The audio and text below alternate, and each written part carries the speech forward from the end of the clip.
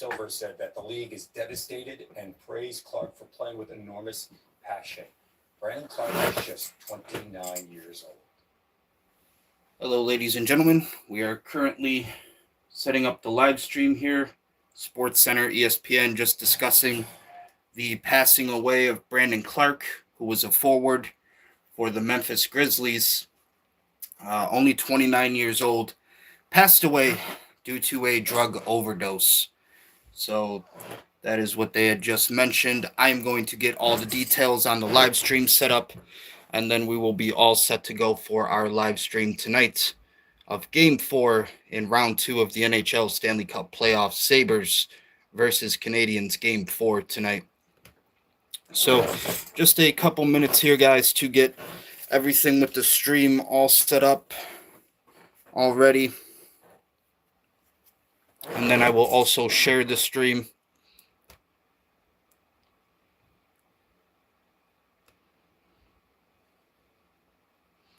My apologies again. This usually takes the longest out of everything to do.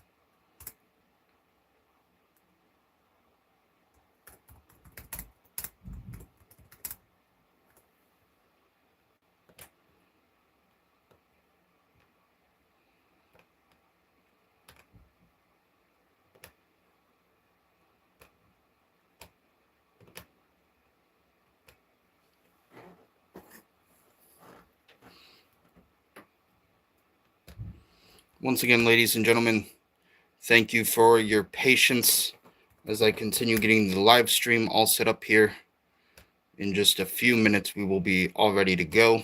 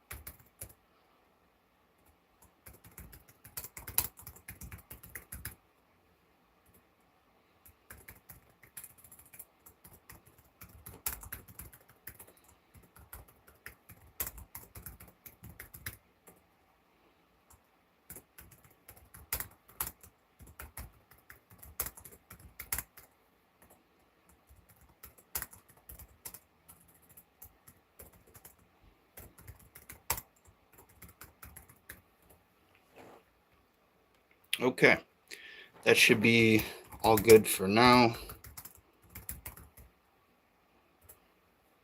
Let me just add one more thing here. And we will be all set to go, guys.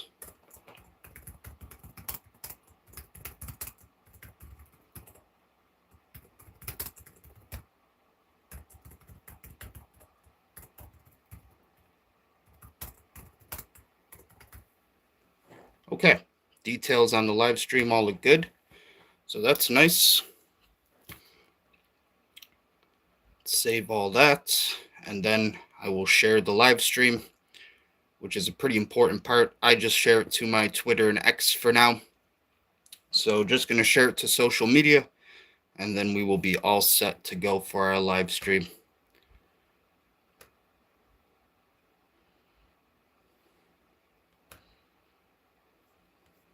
Let me just do a quick audio check as well. That sounds good to me. Okay, guys. We are all set to go here. Let me just share it very quickly to the Twitter X account. And we will be all ready to go for Game 4 in Montreal.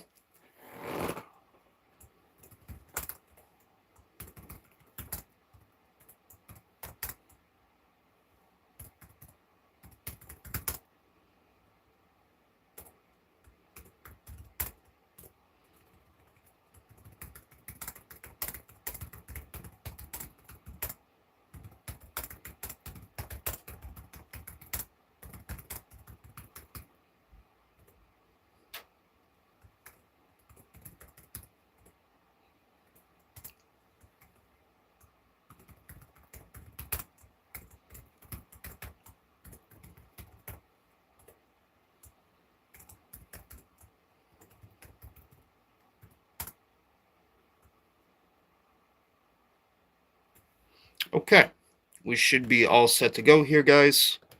Once again, let me just finalize this and share it. Quick glance over it. Looks good. Okay.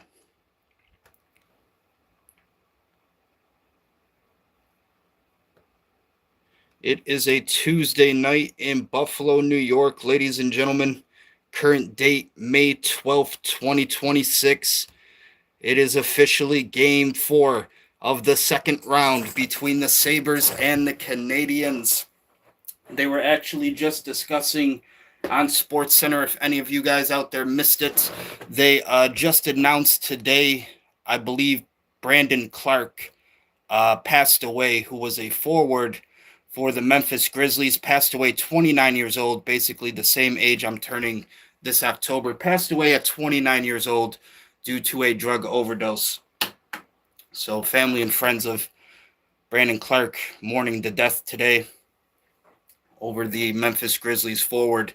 We are currently live, ladies and gentlemen, as well as another, thing to kind of show some appreciation towards. If any of my wrestling fans out there are aware, Chelsea Green has recently also just recovered from not recovered, but a successful open heart surgery. So hopefully wish her the best of luck in her recovery and also getting back into the ring.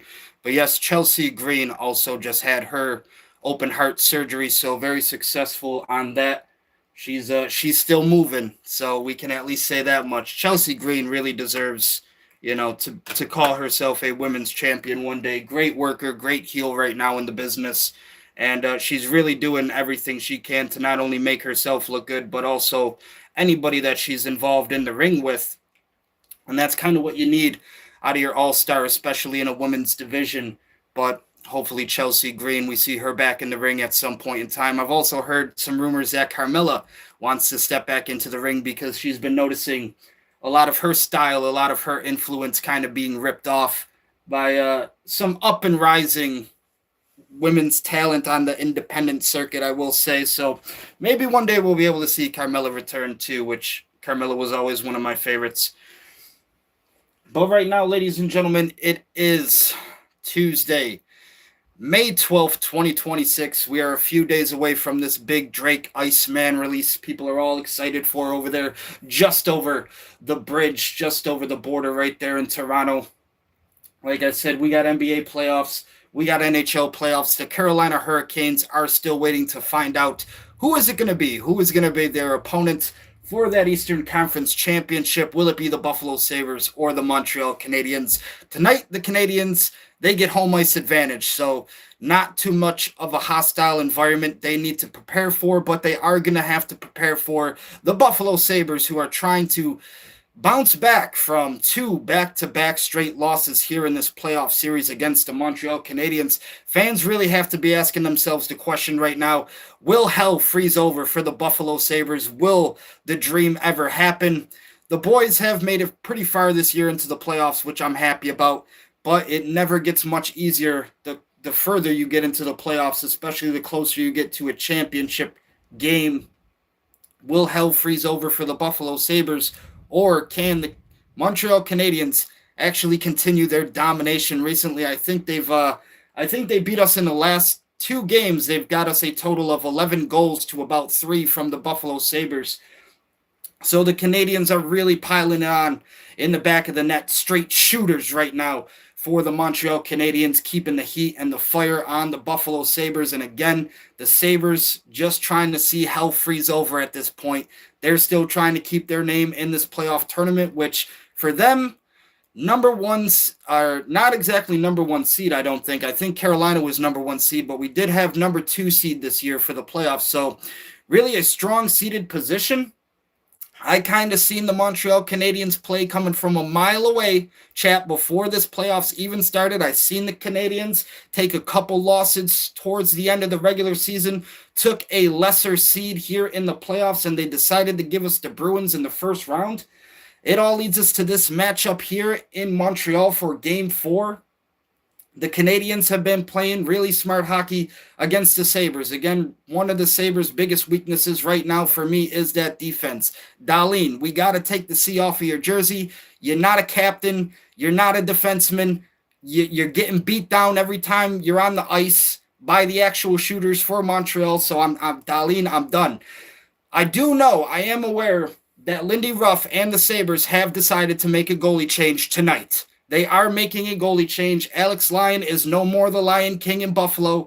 The Sabres took 2 losses back-to-back in the playoffs. You really have to start making a change, and the necessary change has been made. So tonight, Ukko-Pekka Luukkonen will play in the net for the Buffalo Sabres. Will that be the thing that kind of changes our most recent behavior, our most recent performances, which have been not that great here for a round 2 matchup, considering the Buffalo Sabres are the number 2 seed in the Eastern Conference? You'd expect a lot more out of them. But like I said, this is the Buffalo Sabres we're talking about, ladies and gentlemen. So sometimes it's easier said than done. For me, I really think tonight the Sabres need to focus on getting this win. You're not going to be able to close out the series in Buffalo like fans were expecting for that Game 5. Really, the Sabres' backs are on the ropes tonight to try to push for Game 6. If you can make that Game 6 happen, your chances of extending this series are even better. So what turned out to be, can the Sabres get it done in a sweep?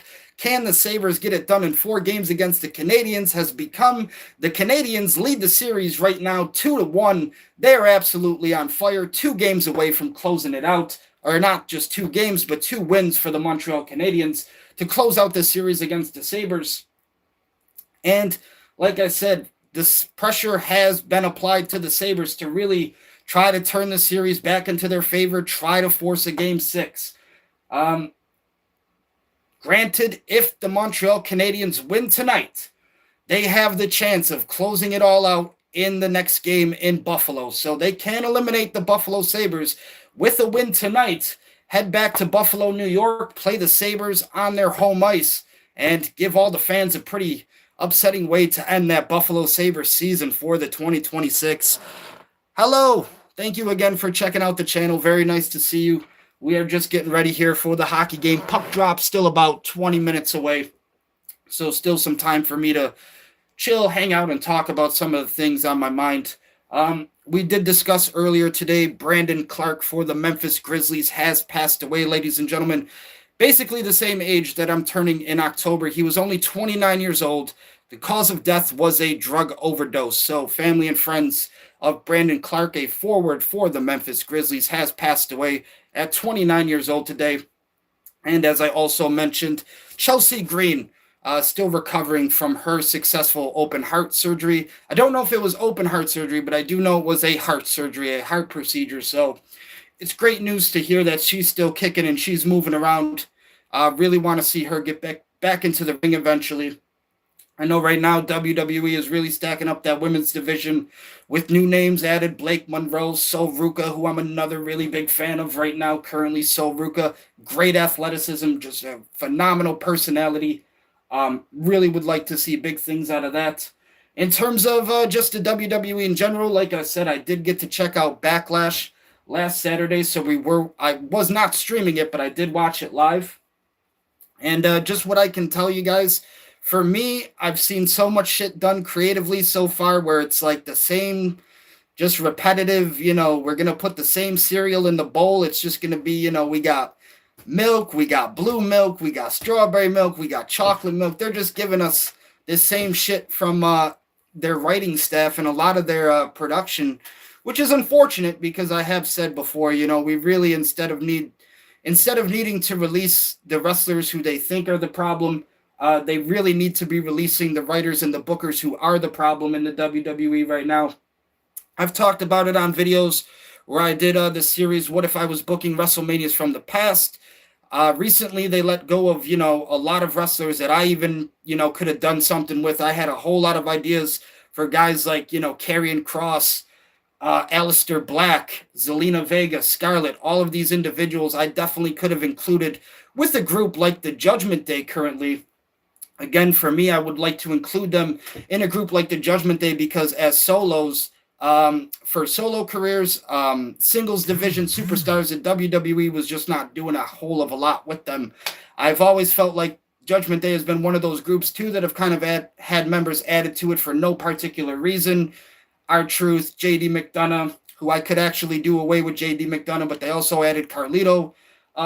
So I felt like, the thing with Aleister Black, Zelina Vega, Karrion Kross, Scarlett, that would have worked out really fucking well. Again, I don't work for the WWE. I just spitball the ideas for free.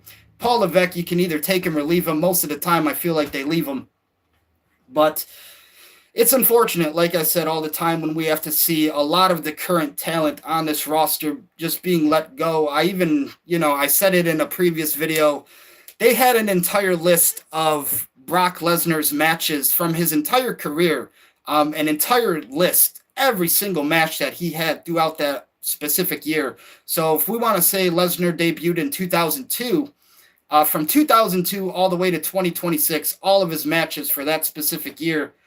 In 2020, ladies and gentlemen, in 2020, yes, the year that we had a worldwide pandemic, coronavirus, worldwide pandemic, Brock Lesnar wrestled like 4 or 5 matches in 2020. That alone was more matches than half of the rest of his career for the WWE. How we have gotten to this point in the WWE where a lot of the top stars are just taking these contracts, or they're getting these contracts where they're making a hell of a lot more money and they're just doing a lot less wrestling. I don't know. Obviously, a lot of people would like to have that kind of dream scenario in life, right? Everybody wants to kind of have that opportunity. You get to make a lot more money and you get to work a lot less. But for me in the WWE, that just seems very fucking strange. Yeah, popularity and status can take you a long way. Did I hear about the new virus? Yeah, I've heard about the new virus going around. Hasn't really affected anything much happening here in Buffalo or New York or anything like that. So honestly, when it was even the coronavirus with me, I really didn't mind too much. To me, all the coronavirus is just a way more serious version of the flu. So if you got a bad time dealing with the flu, you're going to have a bad time dealing with the coronavirus. Everybody that I seen that said they had coronavirus or had to go through it or were sick from a corona or COVID, whatever, they're all still alive and they're still walking. So to me, all the coronavirus really was or is just a really more serious version of the flu. I don't really do anything to prevent myself from taking immunity or immunization against these things. If life is going to take me out, it's going to take me out one day, ladies and gentlemen. I just kind of fucking accept my fate. And that's the way she's going to go for me. Who knows what it's going to be, but I know it's going to be something. So that's life. But at the end of the day, I don't really focus too much on politics and viruses and sickness and that. We did, like I said, when it is something related to sports, we will talk about the current deaths and tragedies or whatever. But at the same time, for me, none of that is really in relation to me. So when it's a worldwide pandemic, actually, I like when it's a worldwide pandemic, because I did say it before. When it was a worldwide pandemic, all the shit got shut down and everybody was basically in the same spot as me. No money, no job. You have to figure shit out. Congratulations. Go do something with your life now. So honestly, I kind of like when it's a worldwide pandemic because it puts everybody in the same boat as me. We all get to figure shit out at that point. So at the end of the day, you got to realize, man, everything out there is going to be a problem. There's always going to be something controversial out there. But the way I look at it right now, you just got to try to focus on yourself and the best that you can do for yourself moving forward. There is some other things too. We do have story time with the Monarch today. I will talk about some stories with you guys for the intermissions.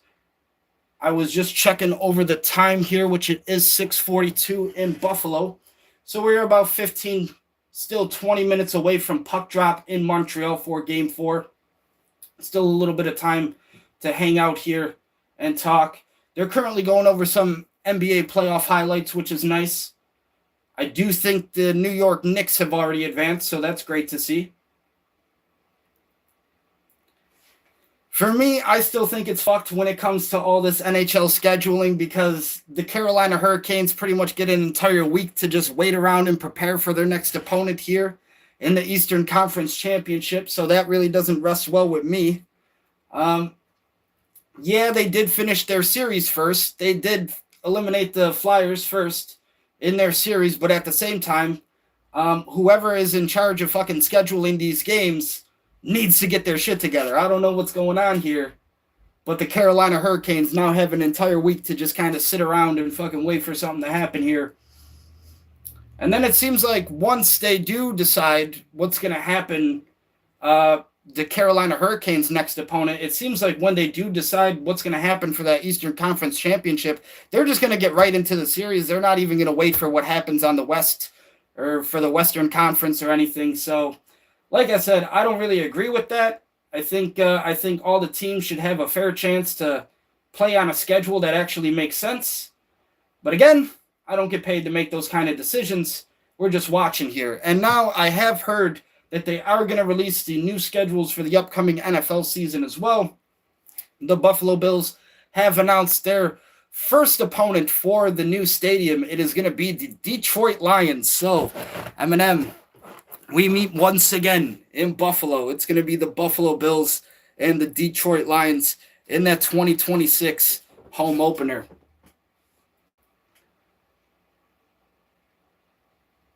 It was also weird to hear them announce, too. I think they're giving the Monday night game for the first week of the regular season in the NFL to the Chiefs and the Broncos, which is strange because the Super Bowl this year was between Seattle and New England. But favoritism in the NFL never fails, never fails. We are switching up the style tonight, ladies and gentlemen, trying to break some of this bad luck curse here for the boys in the Buffalo Sabres.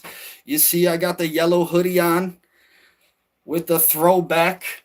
We got the green lights tonight. It is a Tuesday night, so only appropriate, only fitting to try to break the curse recently here in the playoffs. Green lights tonight, not only for my boys in Optic Gaming, OGs. Got the green lights tonight for Green Wall, Brick by Brick, Optic Gaming, Slytherin House. We're trying to break the curse. It's Tuesday night for me. It's a part of my OCD, ladies and gentlemen. If you know, you know. Basically, the way that I treat my life, I treat every day like I am a professional wrestler. What does that mean? It means on Mondays, we're going to wear red. Everything is going to be red themed for Monday Night Raw. Fridays, everything is blue. We wear blue for Friday Night SmackDown. Not only that, since it's Tuesday tonight, I usually don't get out of the studio until about maybe like 10:30, 10:45. I'll pretty much like be in the studio until about like 11 tonight. And then I'll probably call it a night around like 1 p.m. The way that I like to do things right now, usually for Mondays, and this is just me, but I liked when it was Monday Night Raw with like 2 hours of like 9 o'clock to fucking 11 o'clock. Because if you think about it, if you're a pro wrestler, you finish the show at 11, you might stick around, half an hour, 45 minutes, take a little bit of a shower, grab something to eat, start getting your shit ready to kind of fucking head out, right? So you'll be there, show ends at 11 on a Monday Night Raw. Be there about 11:45, get your shit ready to go. And then you're pretty much in an hour drive to your next city and your next hotel, because that's just the way she works, ladies and gentlemen. You're never going to be in a situation where it's like, let me fucking wake up in this, like, after the show, I get to go to the hotel, I get to go to sleep and fucking, no, you're going to be in the next city the next day, ready to go for the next time you have to work. So basically, you take about an hour drive to your next city, to your next hotel. After that, you might start to have a little bit of an hour to calm down, get that adrenaline out of you. Fucking eat something, get something in your stomach, and then call it a night. So that's kind of the way that I operate. On Friday Night SmackDown, and this is one of the flaws that I've had recently with SmackDown that I don't like, they've been doing these fucking 3-hour shows where they start at 8 and they go to 11. Guys, it's so stupid on that part too, because again, like I said, why are we doing fucking 3-hour fucking Monday Night Raws and SmackDowns when we have an entire stacked roster? We're not booking everybody on these Raws and these SmackDowns. If anything, they're just releasing wrestlers and talent because they're not using them So to have the 3-4 hour fucking time slots is essentially worthless if you're not even going to fucking book the superstars. If you're not even going to book the wrestlers, why are we fucking wrestling for 3-4 hours to cut promos, to fucking, get some screen time with the wrestlers, to get more fucking screen time and to send them out there, try to push them more onto the fans. But 3-4 hours of fucking promos and storytelling, we're going to need more than that. It seems to have really gone backwards from what I actually seen a lot in the Attitude Era. When, we got a 2-hour Monday Night Raw, it was like they were trying to fucking fit like, maybe 8-9 matches on a card in like this 2-hour time slot because that's what they were given, that's what they were allowed, that's what they could afford. And the rosters were a lot shit back then. They weren't as stacked today with the amount of talent that they have. You did have your all-stars. You had the people who made the Attitude Era what it was. But was that roster flawless and perfect? No, not at all. So the fact that the roster is actually better today, they have more budget to actually afford, we can go 3-4 hours on a Netflix slot if we want. We can book a 3-4 hour Netflix special of Monday Night Raw because not only do we have the talent, we have the budget. Things have honestly, it seems like it's going backwards a lot with the TKO stuff. Because, like I said, I don't agree with how we have 3-4 hours on a Monday Night Raw or Friday Night SmackDown when we're not fucking booking the wrestlers in the matches. We're not using the wrestlers that we do have, and that's kind of the biggest problem, ladies and gentlemen.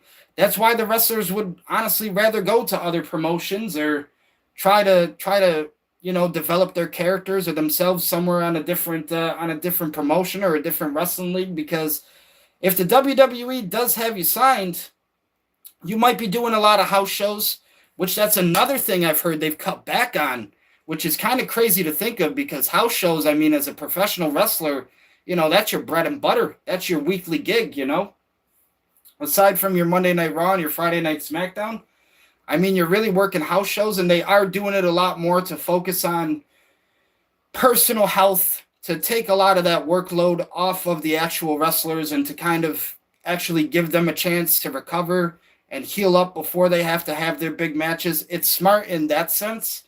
But at the same time, it used to be, WWE working a lot of these house shows and it would be some time for the wrestlers who needed the experience, who needed that time with the crowd and the audience to actually get themselves over. It feels like it all just might be getting taken away now, So like the only time where you're really gonna have some chances here to make a name for yourself in the WWE is if you get signed to fucking NXT. So you get signed to NXT, you better start fucking making an opportunity for yourself count here because everybody is gonna be gunning for that screen time and those opportunities on the roster, which, like I said, it seems like everything right now for TKO has just been a backwards effort from what I've seen. It's really just been backwards from everything that they're doing. We're going to continue to sign all the wrestlers that we want in the world. We're going to give them high levels of money, but nobody's ever going to get booked because now we're going to take away house shows. The only time anybody's ever going to get screen time or to perform in front of an audience is if you're on NXT. And then you got to hope. You got to hope and pray you're something special in NXT now to get signed to that main roster, to actually get your time on a Monday Night Raw or Friday Night SmackDown.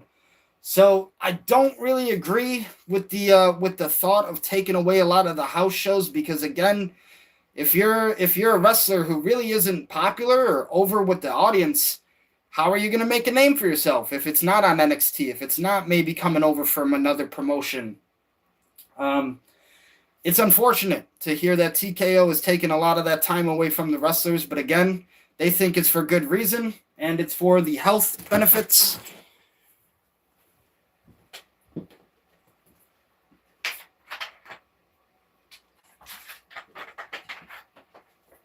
I am going to take a second, ladies and gentlemen, to step out real quick while it is 6:52 p.m. here in Buffalo. So only about 8 minutes now away from game time.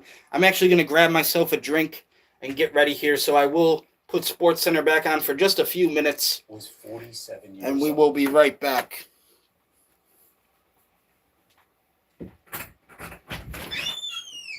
I used to think that nothing can stop me. Then I faced bladder cancer. and even leaks an opponent I could not run. But I knew I had to stay in the game. So take it from me.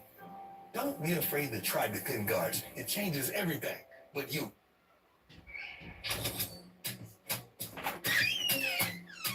The fire, the flare, the ball in the air. All right. Got myself a little drink now. It is the strawberry banana body armor. Great thing about these, which I love, 790 milligrams of electrolytes, B vitamins. You got vitamins A, C, and E, and you also have coconut water. But it also includes potassium, magnesium, and zinc. You've got all your vitamins in there. Total sugar is 25 grams, which is important to me because I basically live off of sugar. Sodium, 30 milligrams, which isn't that bad, only 1% of the daily value. I hate things with a lot of sodium, so I always try to watch for sodium. I hate things that are way too much salt and way too much sodium. So unfortunately, no protein in it. It does have 0 grams of protein, but you do get a lot of vitamins, and a lot of antioxidants. So that is the strawberry banana body armor. As well, for the cologne of choice today, just nothing too fancy, just a little bit of my casual from the casual collection here. I believe it's just Guess Red, but very good scent. I love scents that are more dark and spicy as opposed to like beach and I guess you could say seaside vibes. I don't really like a lot of aqua scents. I like things that are more spicy. So I believe this is just Guess Red, but that is the fragrance. I think just a part of the normal Guess fragrance for men set, which is pretty affordable. It's, like I said, a pretty standard fragrance for me. Most of the time, I'll only rock about 2-3 cents until it's pretty much depleted, and then I can kind of open a new one. But for now, it's been a lot of the Calvin Klein obsession and the Guess Red for men. Current time in Buffalo, New York, 6:55. So we are 5 minutes away from puck drop in Montreal. That is very good to know, ladies and gentlemen.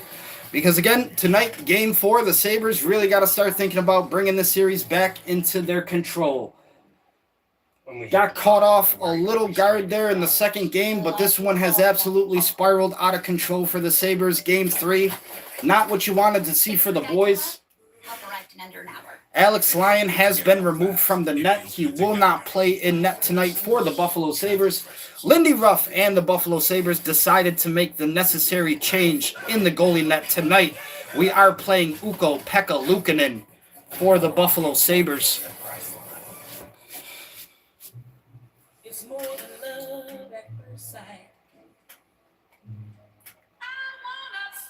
Buffalo, ladies and gentlemen, the city of dreamers, in my opinion. A city that just wants so badly to see their Sabres and their Bills win a championship for the first time. It really doesn't feel like, to me at least, 2026 is the year. But hey, hell might freeze over and good things could happen for the Sabres. If it does, we got to fucking get Jim Carrey on the phone. We got to call up Bruce Almighty. And we got to celebrate the right way. The only way Buffalo knows how. Buffalo hockey at its finest. Find your trusted Trex Pro Builder at Trex. So right now, the Canadiens are playing extremely well. I have to give them a lot of credit on their defense. Goalies have always been a problem in Montreal. They definitely know how to pick good goalies. It feels good to score some savings. It feels good. So the Sabre shooters are just going to have to find a way to get more points on the board. I know Tage Thompson, Alex Tuck right now doing a lot for the boys. But I'm going to need to see more out of Tage Thompson as well. I think so far, just more assists over goals for Thompson. So if the boys want to get it done, they're going to need to find a way to put the puck in the back of the net. The Canadiens have outscored us the last 2 games, I believe, 11-3. So not a great balance there in the goals total for the last 2 games between the Canadiens and the Sabres. Sabres are down by a lot, and they need to definitely think of a way to turn it around here for game number 4 in Montreal. the Canadiens don't have to worry too much about fighting in the hostile territory tonight. PK Subban, one of the former Canadiens defensemen, great host for ESPN currently. That ESPN on TNT. Well, PK Subban, really happy right now for his former team, the Montreal Canadiens, getting things done here in the playoffs. We're still going over some basketball highlights really quick before they get jumped into this Game 4. Well, like I said, ladies and gentlemen, after tonight, the series comes back to Buffalo for Game 5. If the Sabres lose tonight, it is going to be looking very fucking dark. It is going to be looking very lights out for the Buffalo Sabres if they lose this game tonight. Not a whole lot of times we've said a team is able to come back from a 3-1 deficit in the second round of the Eastern Conference playoffs. The Sabres all year played good, but it doesn't really matter if you're not going to play good in the playoffs where it counts. And the Sabres right now got to be thinking about if they don't try to turn things around tonight, their season could pretty much be over in the next 2 games if they aren't careful. You hire the players for a reason. You pay the players for a reason. Tonight, they have to go out there and they have to do their job. The Buffalo Sabres have found a way to actually strike early in the last couple games, but it's just not enough. You're going to need to do more than that. The situations where the Sabres want to strike early, not really the best strategy in my opinion. And also the situations where the Sabres try to play back and forth hockey until really that last period hasn't really been working for me either. I don't really agree with a lot of the strategies from the Buffalo Sabres so far in this Eastern Conference second round. But it's gotten them all the way to a Game 4, so we'll see if they want to fucking switch it up tonight. Like I said, had to take a necessary change with the goalie and get Alex Lyon out of there, who was not playing great against the Canadiens at all. Maybe he did something for us against the Boston Bruins, but again, the Montreal Canadiens, an entirely different team, entirely different opponent here in the playoffs, so you're going to need to change up some strategies and how you're going to encounter that team for the next game moving forward. And it sounds like now, ladies and gentlemen, we are just about to get started here with Game 4. It is officially 7 o'clock in Buffalo, New York, so I will turn off the lights now, and it is game time.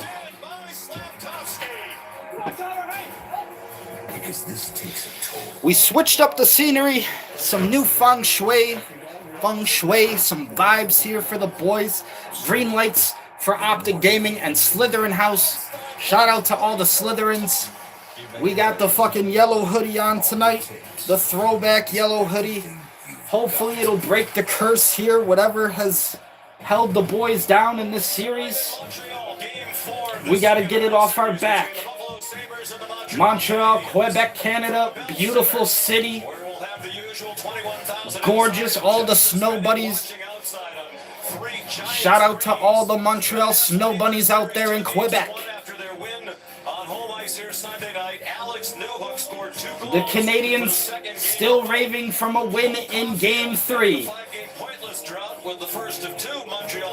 They didn't have to travel too far either. They keep the series here at home for Game 4. And that was the result of the last game. 6-2 was the final score. Now, ladies and gentlemen, Game 4 just about to get started. You see the teams in the player hallways just about to hit the ice. We got some Habs fans here, some Canadiens fans out there. Good luck to y'all in this Game 4. We are all ready for the Sabres and the Canadiens.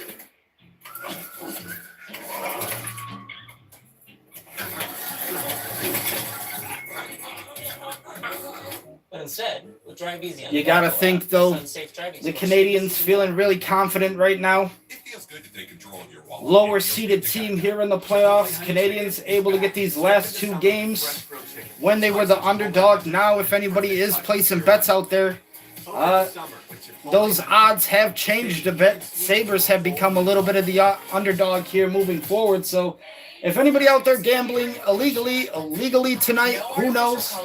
The Sabres are definitely the underdog if you want that high payout. And 75% less sugar. Gatorade lower sugar. What looked like the Sabres were just going to easily sweep their opponents has become, can the Sabres actually force a Game 6 in the series? Because one win tonight will not get it done. Freeze. One win tonight for the Sabres and the Canadiens will not be enough. If the Canadiens win tonight, they can think about closing it out in Game 5 in Buffalo, New York, which will definitely upset a lot of fans in Buffalo, watching the Sabres lose at a Game 5 in Buffalo. Unfortunately, a possibility if the Sabres also lose tonight, just puts them one more game down in the series. And the Canadiens get one step closer to advancing in the next round. Introducing Subway's new fresh value menu. 15 different protein pack choices all for So, good on the Canadiens. They had it in them. Added another fifth game to the schedule. So happy to see that. At one point, it was, can the Canadiens add a Game 5? And now it's, when will the Canadiens close out the series? But we will see tonight, ladies and gentlemen, the result of Game 4 still to come. As puck drop, national anthems still have not happened yet, so still getting ready here for national anthems as well.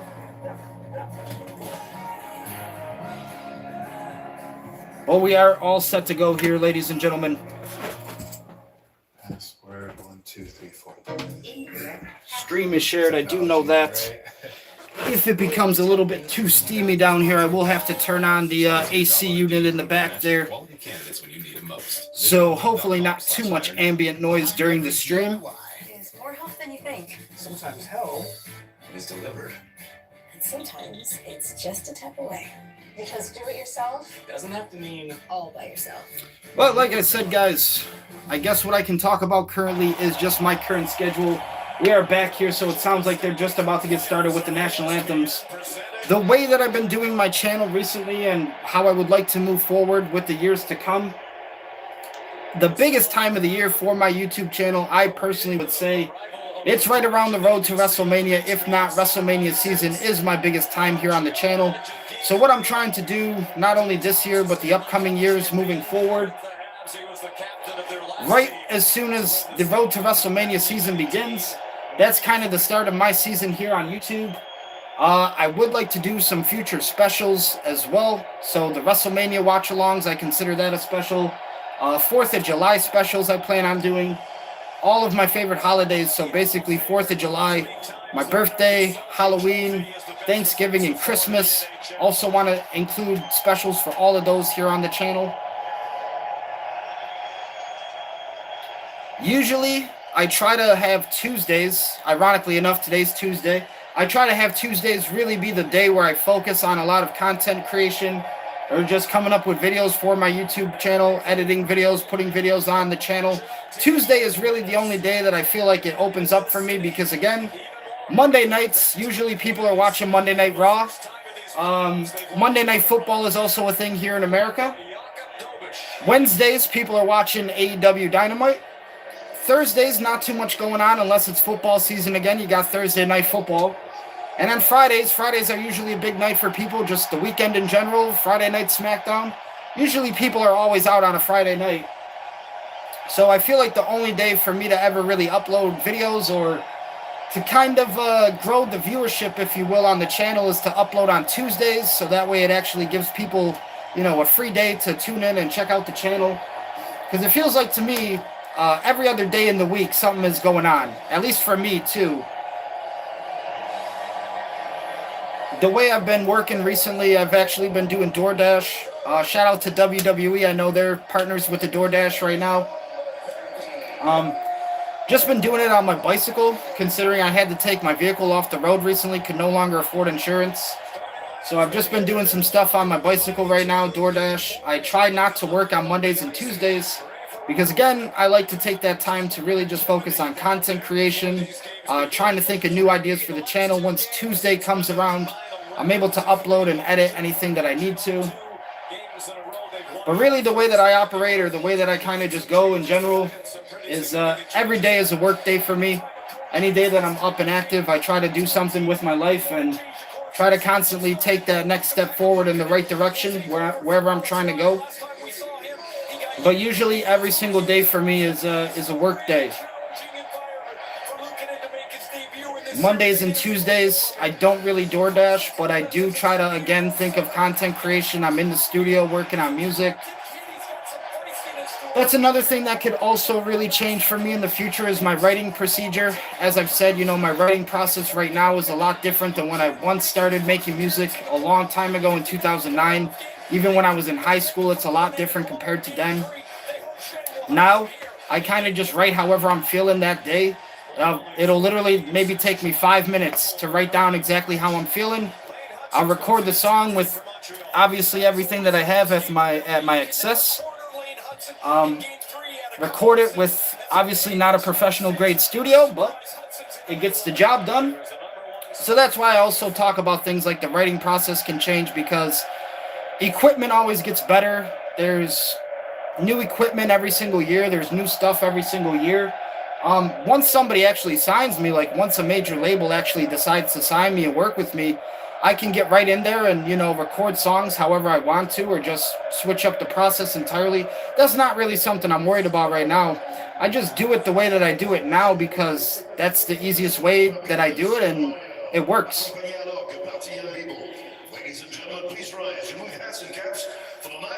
I'm not going to put all of my fucking energy and time into something that, who knows, might never be heard by the universe, or it might never become anything more than what it is. So with studio demos, I really don't have to put a lot of effort into them, even though I do. Creatively, I put a lot of effort into them, but I really don't need to try to fucking kill myself over something that's not an official release.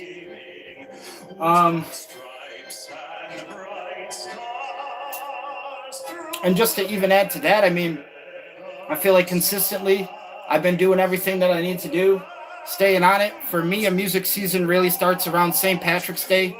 So right around St. Patrick's Day is when I like to start, and then I'll kind of stop writing, stop recording maybe around Thanksgiving. Thanksgiving will kind of be the end of like a recording season for me. So I like to basically go from St. Patrick's to Thanksgiving.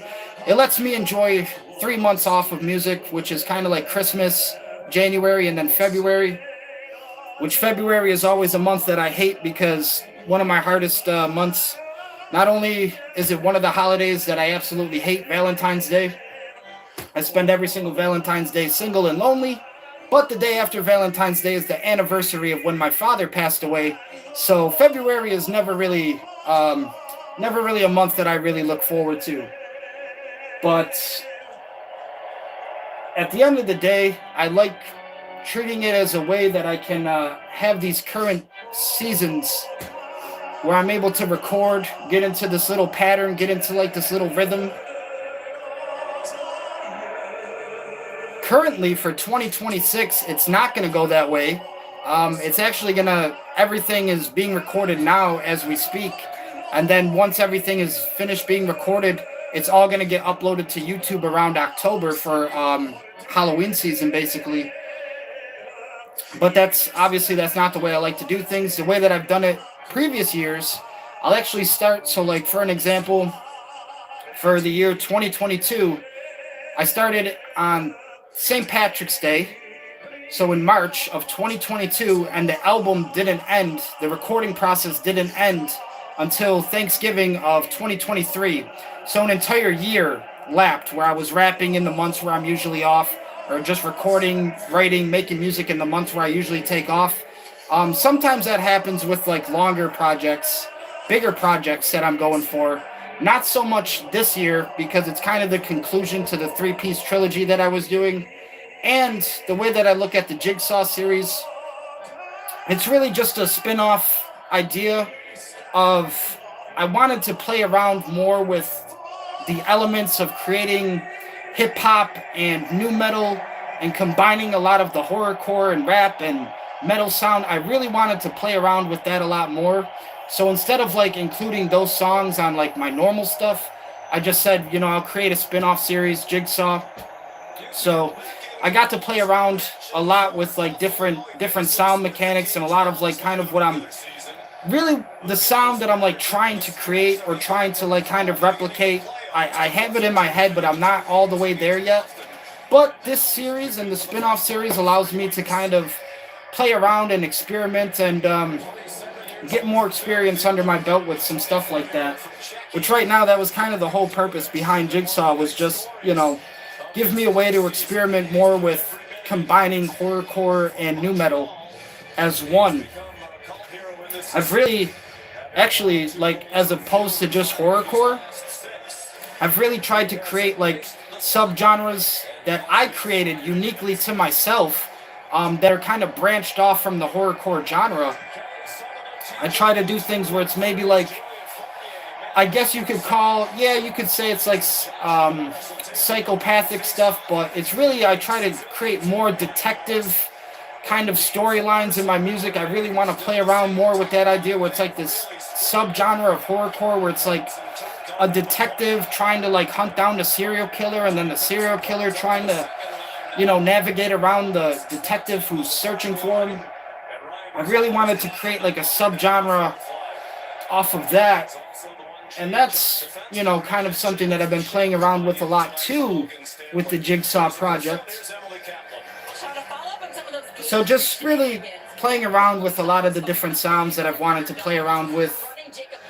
Trying out some new stuff, I guess. But once Jigsaw is done, it's going to go right back into the finale and the conclusion of A Deal with the Devil, which is the finale to the trilogy that I've been working on over the years. So it all started with Fall from Heaven, then Moth to a Flame, and now A Deal with the Devil will be the conclusion to all of that. And after all of that, I still have a lot of ideas for what I'm going to do afterwards, of course.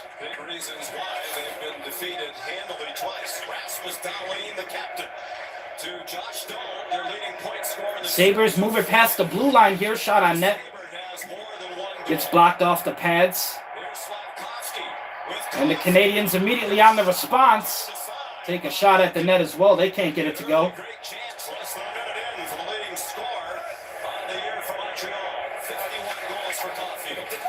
At the start of the game here, both of these teams not afraid to let it loose. Get the puck off their stick and start taking shots early. 2 minutes have passed. It is currently 18 minutes and 50 left in the first. But for me, I'm really happy that I've had the chance to kind of explore some new sounds this year, put stuff out there, explore kind of like a new sound, kind of like a new genre that I'm trying to create myself or whatever. This has been a very good line in this series so far for Montreal. Sabres do get it over the blue line now on the attack here. The rest of the Sabres in the midst of a change. Mike Matheson played it back to his. Sabres really got to stay on the pressure here if they want to keep this game in their control. Right now, ladies and gentlemen, still 0-0, no goal scored. We are all even at 0. Good check right there from the Canadiens. Take the puck away from Buffalo. But the Sabres do get it back at center ice. And now the Sabres are laying down the body. Laying down the smackdown here in Montreal. Both teams playing very fast and very physical here at the start of the opening first. Every second or third rotation through it, I think we'll see the same thing with Shin, who gets his first shift here with Samuelson. Well, they're putting in the Jack guy for his physical presence, and every now and then a spirited debate. But yeah, I definitely want to do more things on the channel where we start having more holiday specials. 4th of July is a big one for me. After that, planning on doing my birthday, October 18th, Halloween coming up, Thanksgiving, Christmas as well. So if I can definitely do more specials on the channel, that will be nice. I have tried to explore the ideas of new content on the channel as well. Maybe like some different content that you guys would like to see in the future. How would you guys feel, right? Now stay with me, right? Listen to what I have to say. How would you guys feel about the idea of the future content being like ghost hunting, maybe like camping, fishing. It wouldn't be like the main content, but it would be content. I don't know. I want to go fucking ghost hunt some shit. I'm trying to go to Luigi's mansion and start ghost hunting with your boy.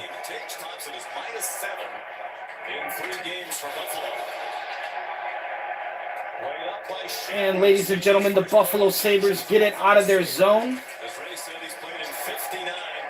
Good defense right there from Buffalo, but the Canadiens get it back in their zone. Who now dump and chase it around the boards. Canadiens get their first. Now Buffalo on the interception. And Caulfield takes it back behind the Sabres net. Puck still in the Sabres defensive zone. Canadiens are passing it around. This one off the boards, goes back. Canadiens have to avoid the offsides. And they take it all the way back down to their zone. Go for a fresh pair of skates out there on the ice as well. Fresh line change for the Canadiens. Now, Sabres trying to take this one out of their defensive zone.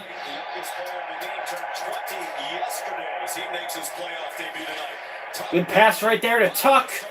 Gets a good look at the net. Can't get one behind the goalie, though. Now one-timer, couple shots here. Raining down from the Buffalo Sabres. Nothing, however, getting past the goaltender defender. So far, there is a brick wall down there in the net for the Montreal Canadiens, who have not let any goals in. Tuck again takes a shot at it, can't find it. Puck goes all the way back to the Sabres zone. And the Sabres just decide to dump this one in and chase it. That's not going to be a strategy that you want to see a lot happen in this game 4. They do get the puck stripped away from them. So now Canadiens send it down back to center ice. Canadiens lost the puck. Now the Sabres trying to turn things around in their favor. Sabres get real close. Sweep around the net. Just wasn't enough to put it in the net. But that was a good effort right there. I believe number 23 for the Buffalo Sabres, Samuelson. Sabres are going to get back into the series and level this up. Darlene's got to be great. Here he gets a chance from the point through all kinds of traffic trying to... They're dick riding Darlene a lot. I don't like to see that. Watch how Darlene stays... I don't like to see the dick riding of Darlene in game 4. I mean, the guy literally just took a shot at the net and it hit like 3 people in front of him. Whatever Darlene is looking at, he doesn't have a clear look at the net. And he's definitely not taking smart shots. The shots are actually getting blocked not only by Canadiens players, but by his own teammates. So, some dick riding going on there for Darlene. Again, not my favorite player here for the Buffalo Sabres. I don't agree with him being the captain. And still trying to figure out why he calls himself a defenseman when the entire time here against the Montreal Canadiens, we have struggled defensively. The Sabres do get it back in the Canadian zone. Good fight there for the puck along the boards, but a loss there on the dribble. Number 12 for the Buffalo Sabres couldn't keep control and lost it. Now Sabres get it back behind the net in their zone still. 6 minutes gone by, no score. Buffalo move it to center ice. Now over the blue line, Buffalo on the attack. Good shot right there. Sabres still trying to pass it around. Canadiens do get it back now. On the rush past center. That's a shot on net. Gets blocked by the opposing player. Standing toe-to-toe. Now Sabres. Good pass right there. And it is a goal for the Sabres off of that excellent pass. You got to give it to Josh Norris. Puts one in the net early for the Buffalo Sabres. We will pull out the Sabres for that goal. It's Samuelson, number 23, off of a great pass right in front of the net. Had the goalie blocked too with the extra man. So goalie didn't have a lot of vision on the puck. Just couldn't get in the position to stop it in time.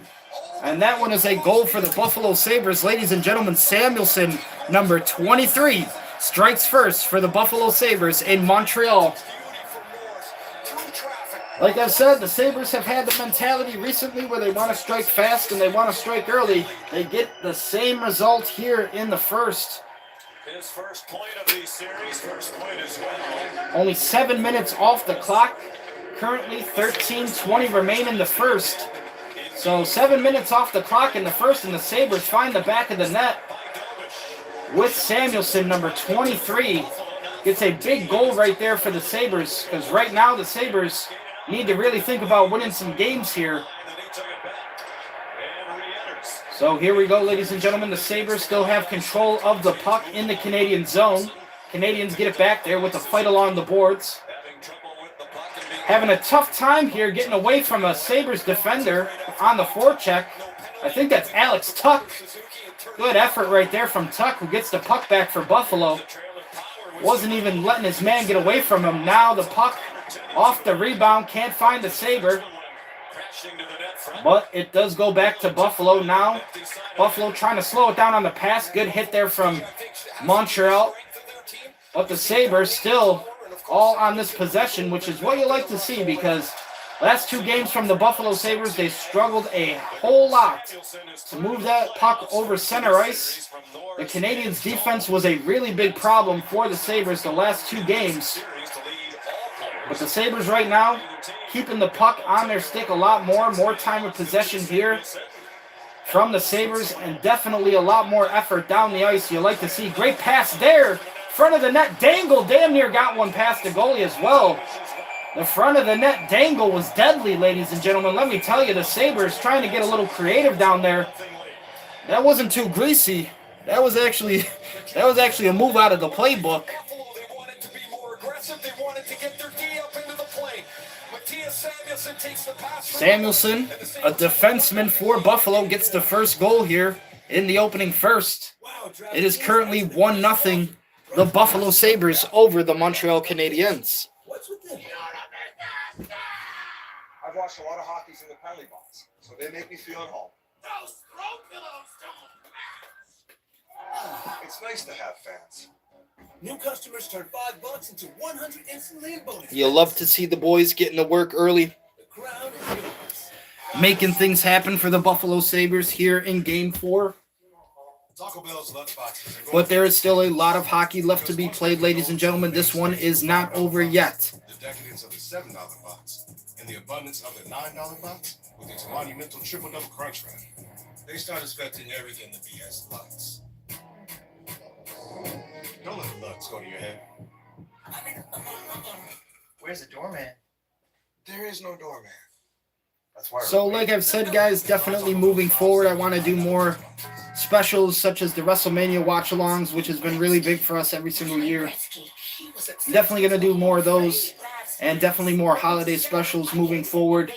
For me, it just seems like Tuesday is the perfect day for me to try to upload and edit stuff, because every other day there seems to just be something happening in the week, and I try to let people enjoy themselves.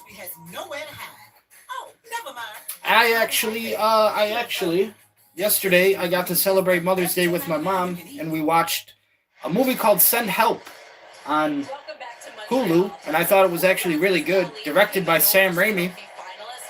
If you know anything about Sam Raimi, he made the Evil Dead movies and the Spider-Man trilogy with Tobey Maguire. So I really do like Sam Raimi as a director. The movie Send Help, it did have some funny moments which I liked, but some nice special effects too. Sam Raimi's still a great director.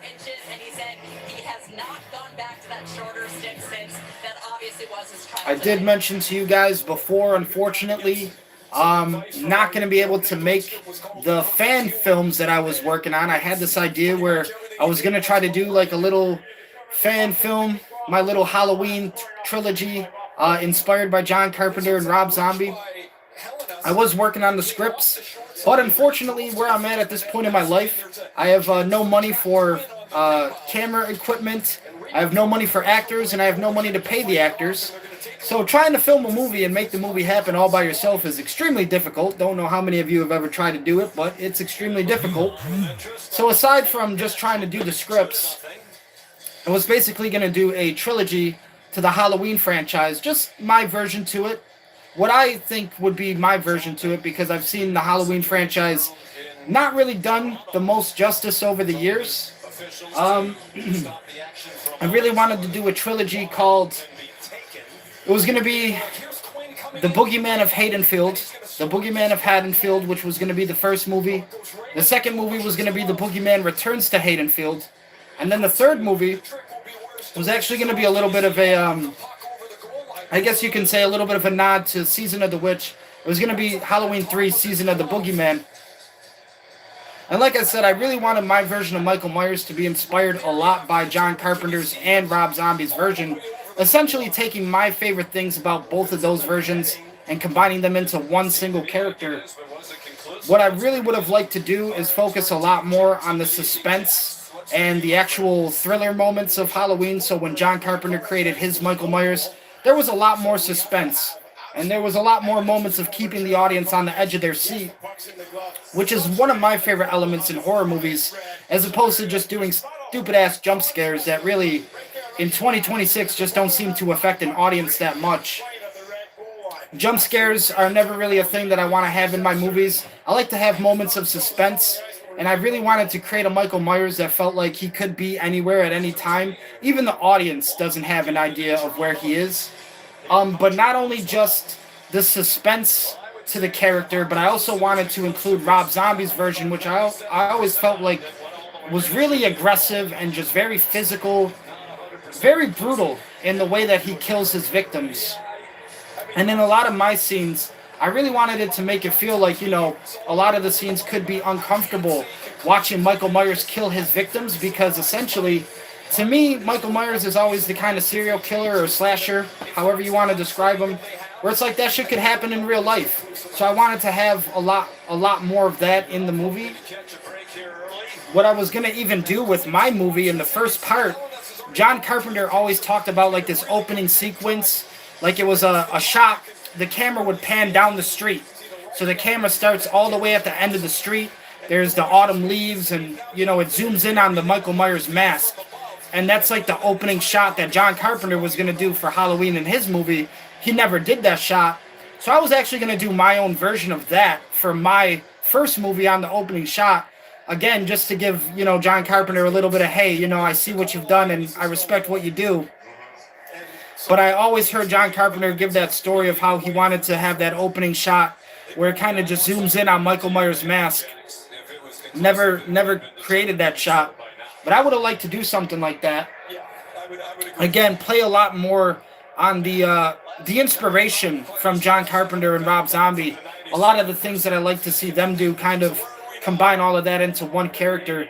Now, the one thing that I will say that I disliked about Halloween Ends, shout out to Darcy, though. Darcy, the male girl from The Last Drive-In with Joe Bob. Darcy was in the movie, so it was great to see her finally get a shot to have some screen time in a Halloween movie and everything. But the thing that I really hated about the movie is like they were trying to have Michael be like this character that's, I guess, at the end of his rope, or just he's not the same Michael Myers anymore. He's not as strong. He's not as powerful. There's going to be like a new Michael Myers on the rise. And the thing that sucks about Halloween Ends, it had a great cast. I know Bruce Campbell's son is actually in the movie as well. So they had a really great cast. But unfortunately, the movie just fell short of like what I would have done creatively with it. I've always had the theory that Silver Shamrock should have a really big role on the creation of Michael Myers' mask, or at least why Michael Myers is the way that he is, why he is insane or crazy or just a serial killer. I basically have the theory that the Silver Shamrock mask, Silver Shamrock created the Michael Myers mask, and once Michael Myers put it on, it pretty much changed him for the rest of his life, and he became the Michael Myers that we know today. Almost this supernatural entity, right, that only exists in the world of Halloween. I really wanted to combine a lot of stuff like that in my movies. And I also really wanted to include a lot of characters, not only that I liked from previous films. So I was going to tie Laurie Strode in with her niece, I believe it's Jamie. So I was going to tie a lot of the characters together in the story. But I also wanted to focus a lot on the rivalry and just the continuous battle between Laurie Strode and Michael Myers. I really wanted to make that a staple of the Halloween movies, because I feel like that's one of the things you don't get to see too often from a lot of horror franchises. You don't really get a lot of character dynamics where you like the villain, or you like, you know, the killer, Michael Myers, and then you like the person that they're kind of going after. So I really wanted to create a lot of that dynamic where it's both characters that are loved in the franchise, but they're just in this continuous battle with each other. Montreal goes for a challenge here on the last play. Current score in the game, ladies and gentlemen, Buffalo Sabres 2-0 in the first period still. There's 11 minutes and 58 seconds left. But Montreal, currently on the challenge, stops all the play on the ice.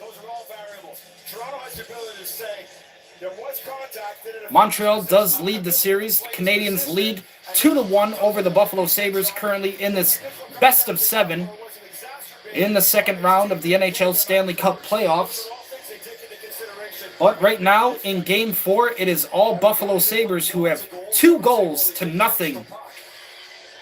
The Canadiens officially are on the comeback here in Montreal at home ice. It's quiet right now.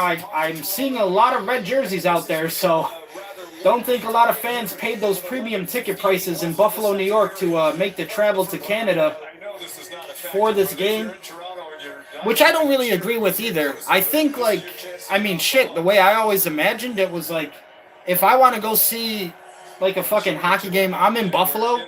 If I want to go to like New York one day and watch the Sabres play the Rangers, why the fuck should I have to pay more of a ticket price? I'm already paying the ticket price. I'm already paying the travel for fucking, you gotta get there. You gotta find a hotel. You gotta find somewhere to stay. You gotta find somewhere to sleep at night, ladies and gentlemen.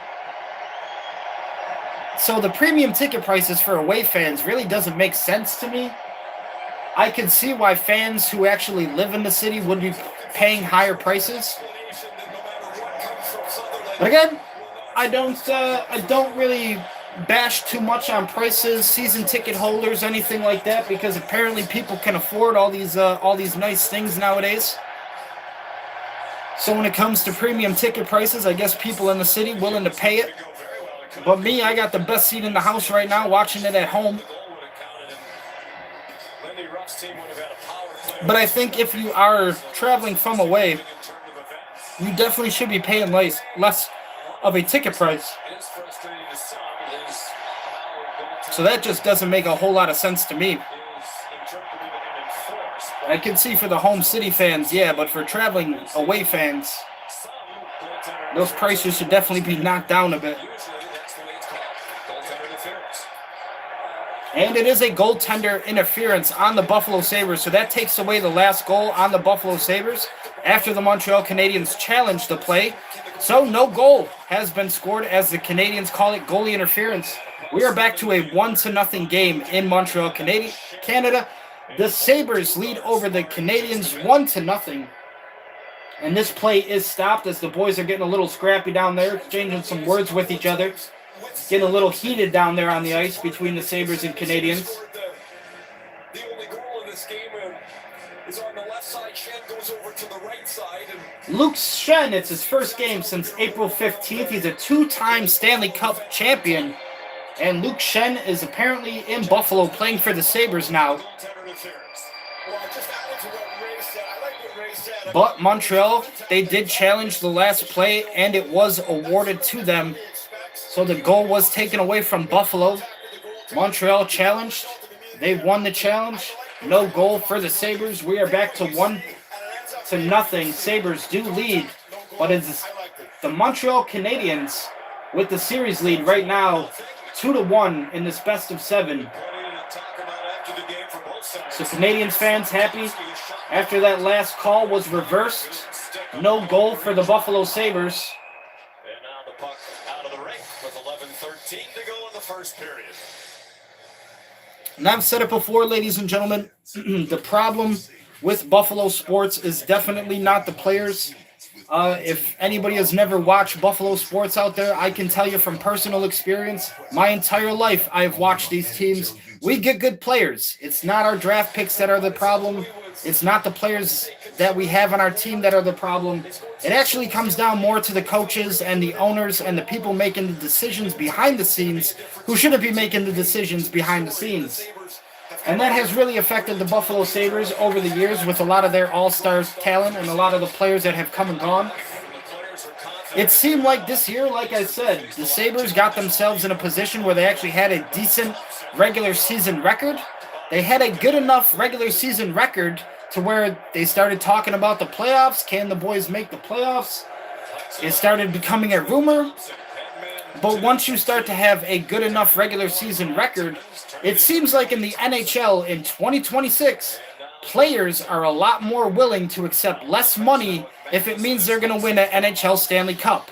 So they're going to basically, at the end of their contract, if they are a free agent, if their contract is up, whatever the case is, if their team that they're playing for isn't in the playoffs, they're going to definitely think about, hey, I'm going to go play for this other team that is in the playoffs. I want to win a championship. I'm going to take less money. Seems like that is exactly what happened with Luke Sheen here for the Buffalo Sabres as well, because two-time Stanley Cup champion, you don't hear those kind of players too often coming over to Buffalo, New York to play for the Sabres. But like I said, ladies and gentlemen, modern-day NHL hockey, the players are way more willing to take less of a paycheck if it means that they can win that championship. Another one of those things that in conversations, they want to be able to tell people this is how many rings I have. It's one of those things that matter at the end of the day to the players. Montreal does win the faceoff in the Buffalo defensive zone. Now the Canadiens trying to get the puck back away from Buffalo. Right here along the boards. This one front of the net. And that one is an absolute showstopper from Luukkonen, who gets on the rebound, destroyed by the Canadiens. Big save when the man was right in front of his face. Good showstopper save right there, face to face, but off the rebound, Luukkonen got destroyed as the Canadiens were ready for it. So the Montreal Canadiens do tie up this game now, ladies and gentlemen. 1-1, Game 4 in Montreal, Quebec. All the Canadiens fans going crazy in attendance. I have no poutine for this game, ladies and gentlemen. I'm sorry. Your boy is not out here eating fine dining or anything like that. The lights just went out for some reason. Holy shit. That's never a good sign. We're going to put the green lights back on, though. But unfortunately, ladies and gentlemen, no poutine. Nothing to eat. There's days I literally cannot even afford to have a meal. Like, we don't even have dinner. So shout out to all the people right now in Montreal getting to have some nice poutine during the hockey game. The Sabres still trying to work for it here in the Canadian zone. That one just gets away from them as the Canadiens found a way to tie this one up now. It is 1-1 between the Sabres and Canadiens in Game 4. Luukkonen is in net for the Buffalo Sabres, which is a crucial change that Lindy Ruff and the Sabres needed to make after the last two losses from Alex Lyon and net. So the Sabres trying out some new things. So far, I would say so good. We were up 2 goals after the Montreal challenge. It was reversed. So the Canadiens got that goal reversed, and they managed to tie it back. Still in the first here with 1-1 between each of these two teams. The Canadian fans in celebration. Shot of a lifetime. That's a beauty. Tremendous shot.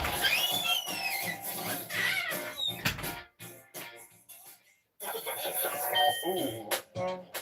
Let me see. Whoa. Oh. If this insane. I can't see your screen from here anymore.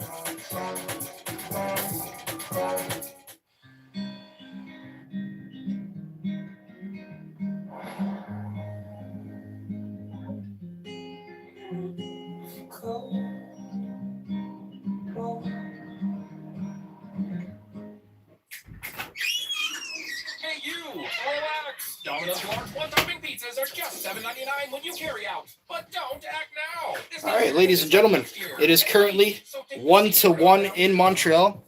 The Sabres and the Canadiens have both found the back of the net. We're sitting all even at 1 apiece, currently still in the first. Sponsor your job on Indeed. Yeah, couldn't really tell you why I've been having that problem with the lights recently where they just decide to turn off like that, but it could maybe be because I have my JBL headphones charging and they're done charging now, so maybe that's got something to do with it. I would assume so. One of the things that I absolutely hate and why I want to move out of this neighborhood really badly is because the kids that live in this fucking neighborhood nowadays are just absolutely reckless and they don't give a shit. There was times where I was streaming and I would hear like this loud ass bang at the front door. I used to think it was a ghost. I realized it was just the kids playing fucking ding dong ditch in the neighborhood. But unfortunately in my neighborhood, they don't just knock on the door, they try to kick that motherfucker down.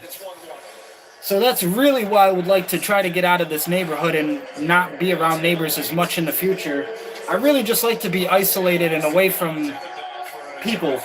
I really just like to be away from people as much as possible. The Sabres do get it behind the Canadiens' net here. Good offensive possession here for the Sabres on the attack. Duane lets the one-timer go from the blue line. Can't get nothing to go off it. But the fan-made Halloween movies for me were basically going to come out in 2027, 2028, and 2029. I kind of wanted to do one every year for the years moving forward. Just because, again, for me on my YouTube channel, I feel like October is my favorite time of year, and I try to make it a big part of my YouTube channel. So every year for October, I'm going to try to do something special. And I definitely still have something in mind planned for this October. I don't want to give anything away, but again, we're going to be working with the production quality that we have, all of the equipment that we have available, such as the laptop, the Android phone here. We're not working with $1,000 desktops and Apple $1,000 iPhones or anything, ladies and gentlemen. I'm just working with the equipment I have available to my assets. But I definitely want to do something special for this October, and I do have something planned. I guess all I can say right now is it's going to feature a new episode on the channel every single day in the month of October. So every single day for the month of October, I'm planning on releasing a video through October 1st through the 31st. I did try to do it formerly one time before on my YouTube channel with Dead by Daylight and the Texas Chainsaw Massacre video game, which unfortunately, again, doesn't really seem like video game content really draws a lot of viewership or a lot of attention here on the channel. So when I did do that the 1 year for October, where I was streaming and playing Dead by Daylight and Texas Chainsaw Massacre every day in the month of October, it did nothing for the channel. I don't even think after it was said and done, so after October passed and Halloween was over, I don't even think we got any new subscribers from that series, so that was unfortunate. We did recently have a tremendous month in April recently because of all of our WrestleMania streams and all the new viewerships. I think just off the WrestleMania streams alone, we got like 10 to 12 new subscribers. So currently, guys, the goal for my channel is to hit 300 subscribers. Once I hit 300, I will try to find a way to celebrate and do something special to celebrate on the channel with everybody who contributed. It is currently a Buffalo power play. The Sabres, 1 minute and 40 seconds left on their power play. 8 minutes and 8 seconds left in the first period. Sabres on the attack. Penalty. Killers getting to work for the Montreal Canadiens, who are just trying to clear this puck out of their zone. And the player literally just falls down on the ice. I don't know what happened there. Duane tripped him apparently. Darlene tripped Gooley, and they're calling Darlene for it. They're sending him to the box. It literally looked like Gooley just tripped on his own accord. Like this man intentionally just fell on the ice. I didn't even see Darlene hit the guy. Darlene usually doesn't hit anybody, so that's why I'm a little bit taken back by it. Yeah, their skates do get locked up. The blades do get locked up, and he does knock them down.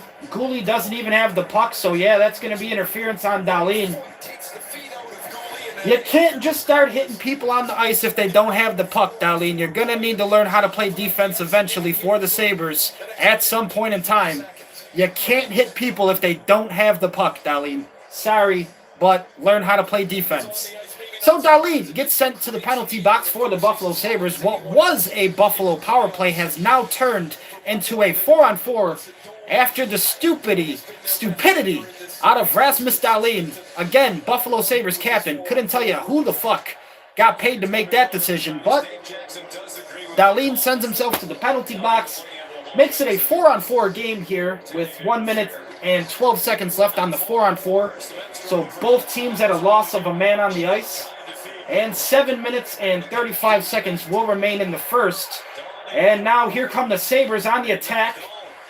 Still both teams sitting at 4-on-4 after the penalty called on Dahlin for interference. That's a good shot. And it is a save that doesn't get entirely froze up, but the referee did blow his whistle. So Dobesh did cover the puck, but it got away from him right as the referee was blowing the whistle. Referee saved him just in time because the Sabres were definitely ready on the rebound, and they were still thinking about making this one a 2-goal game. Good effort on the save right there. Like I said, able to get just enough on the save to where just at the end of the play, the referee blew the whistle just in time to kind of get the goalie out of danger there, because he did lose the puck on the end of that one. But the Sabres win the faceoff here in the Canadian zone. Love to see that. Something rare we've never been able to say too much this series. This goes back to Byram. Shot in front of the net. Sabres can't get the rebound. Tage Thompson is out there for the boys. My current 4 favorite players of the Buffalo Sabres 2026 roster. I got Tage Thompson, Jack Quinn, Owen Power, and Ukko-Pekka Luukkonen, who is playing goalie tonight for the Buffalo Sabres. So far, Luukkonen has allowed 1 goal to get past him, but not too much harm done considering both teams still at even strength. That one might get changed after that last takeaway from the Sabres, but nothing called yet. Looks like the Canadian fans don't like it. They wanted a penalty, but they will not receive one. Montreal now on the power play with 30 seconds left. So the Sabres now have to have their penalty killers get to work, as Montreal will finish it out with the power play. 20 seconds left for them and 15 seconds left in the first. The game's still sitting at 1-1. Both teams all tied up. The Sabres and the Canadiens both 1 goal each. Canadiens now on the attack. Still 5 seconds left on their power play, which looks like is not going to amount to much, as the Sabres do kill it off and send the puck back down the ice for some fresh skates. Now fresh blades back on the ice for Buffalo, ready to defend this attack here from the Canadiens, who are moving it past center ice. Good hit there. Just got the pass off for Montreal. Now Sabres get it back in their zone. Ladies and gentlemen, 5 minutes and 30 seconds left in the first. As I said earlier, guys, maybe some new future content on the channel as well in the future. I would like to do maybe like some ghost hunting, maybe some fishing, maybe some camping videos during a blizzard here in Buffalo, New York. Who knows? Just trying to think of ways to make things interesting for everybody and keep the channel growing and active. Which that's actually like one of the saddest and the least favorite things that I have about YouTube nowadays is like when I see channels that I grew up watching, or maybe I watched for a very long time, if they were around for years and years and then all of a sudden you go to their channel and it's like last upload was like 3 years ago, 5 years ago. 10 years ago type shit. That's like, that really breaks my heart. Because I really wish people would continue doing what they love and continue trying to make videos. Obviously, everybody has their life, personal life, to each his own, but it just breaks my heart when you see channels or content creators out there that so many years were uploaded and active on YouTube, and then all of a sudden, you know, just disappear and vanish. And then we get to deal with the other assholes that YouTube just continues to fucking promote and shove in our faces that we don't even want to interact with or view or anything. But again, if you have the money nowadays, ladies and gentlemen, YouTube will gladly accept it. YouTube will gladly accept your money if you want to promote them for your video. So it kind of seems to be like we're at that point in time as well now with YouTube. A lot of the stuff that I put out there really doesn't get promoted that much because I don't put any money into the promotion. But YouTube basically says, hey, you give us this amount of money, we'll promote it for this amount of time, this amount of duration. So if you got the money, you can promote your video to people who don't even know about you, and they might have a chance of seeing it. It seems like even if you have subscribers on your channel, if you are a little bit of a lesser YouTube channel, maybe somebody that's not a YouTube partner such as myself, YouTube won't even, like, if you put out a new video, they won't even promote it to your subscribers that you have now. So it'll be a while until people that actually subscribe to your channel or are into the content on your channel, they like it, they might not even see it because other channels are getting paid promotion from YouTube. So that's the reason why we're always on YouTube seeing things that we don't even want to see. YouTubers that we constantly try to avoid, people we don't even want to associate with, they constantly get shoved in our face on YouTube, and you constantly hear things about them, or you constantly see things about them, because that's the promotion. That's paid promotion coming into effect. That's all you have to do, is just open up your wallet, say, hey YouTube, how much is it going to be to promote this video? YouTube isn't going to turn down your money. YouTube isn't going to say, no, we don't want the money.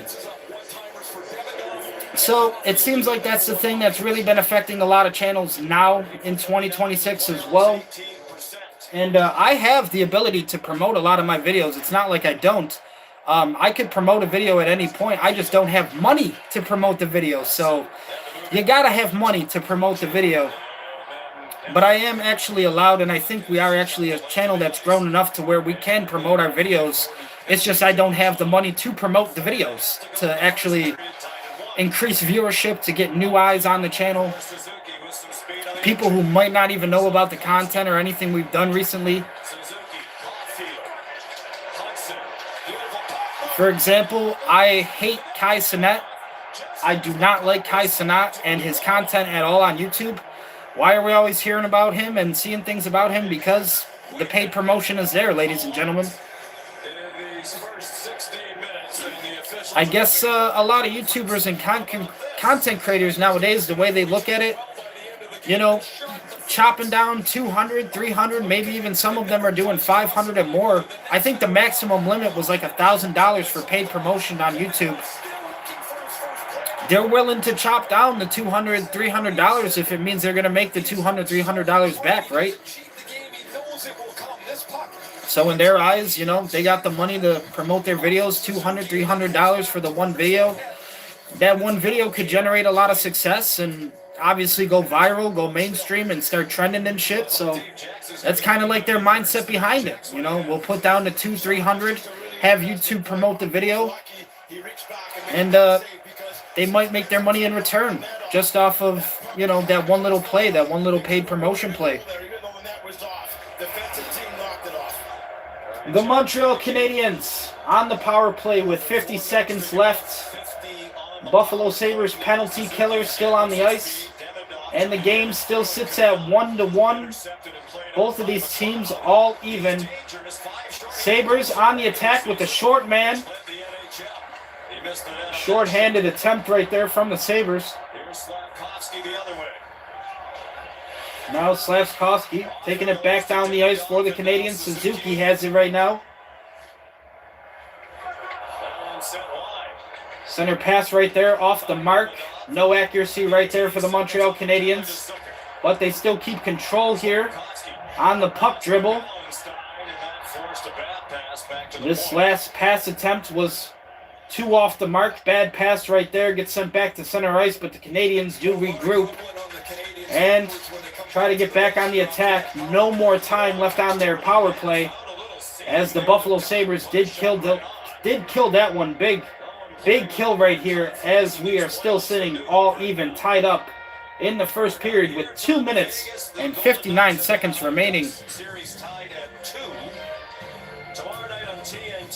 So, ladies and gentlemen, Game 4, if the Montreal Canadiens win tonight, they can close everything out in Game 5 and eliminate the Buffalo Sabres in Buffalo if they win tonight. But if the Sabres can win tonight, they can start thinking about forcing a Game 6 and starting to get the series back in control. Right now, Canadiens lead the series 2-1 over the Buffalo Sabres. It is best of 7 in the NHL Stanley Cup playoffs. That puck almost goes in the back of the Sabres net. Good shot right there from the blue line. Just can't find its target. Now Thompson out there passing it around for the Sabres. Puck gets sent down low, and now we got the boys getting a little scrappy-do with each other. The Canadiens and Sabres getting a little scrappy-dappy-do down there. It's not Scooby-Dooby-Doo. It's Scrappy-Dappy-Doo.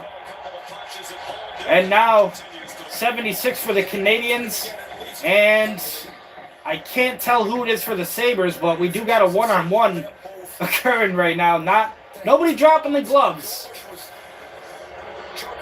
Referees out there keeping things civil on the ice. Nobody dropped the gloves, but you definitely had some right hands getting thrown. Everybody telling each other, I hope you had a nice Mother's Day. No, you tell your mom, I hope you had a nice Mother's Day.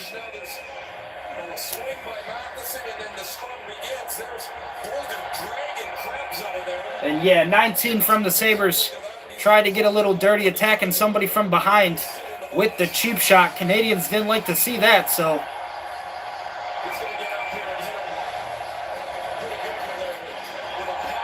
$19 for the Buffalo Sabres. Not afraid at all to get a little scrappy-do down there on the ice. They're playing John Cena's theme song in Montreal, Canada right now. Your time is up, my time is now. Ironically enough for the Canadiens, could be a little bit of a shot there, a little bit of a subliminal diss, if you will. Your time is up, my time is now. The John Cena theme song. Funny story, when I used to play Call of Duty Ghost, and in a time when shit-talking in lobbies used to be an actual thing, it was pretty much in its prime in Call of Duty Ghost. Anytime somebody would talk shit to me, I didn't even have to say anything. I didn't even have to fucking respond back to them. All I would do in Call of Duty Ghost, if I got into a lobby where kids actually wanted to talk some shit or tried to fucking say something smart to me, once the person started talking shit, I just played John Cena's theme song, and that is all you would hear through the entire lobby and all on the microphone. It was the funniest shit. I wish I still did shit like that on my YouTube. I wish I was actually recording YouTube at that point in time in Call of Duty Ghosts. I was still playing competitive, and I was still competing in pretty much trying to be a professional Call of Duty player. But as soon as they started talking shit to me in that lobby, or even after the game ended and I pretty much got my win, I just played that John Cena theme song. That's all you would hear is those trumpets.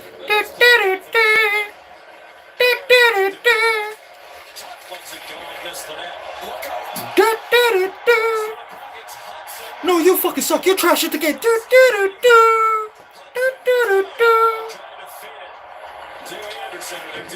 The night the lights went out in Georgia, baby.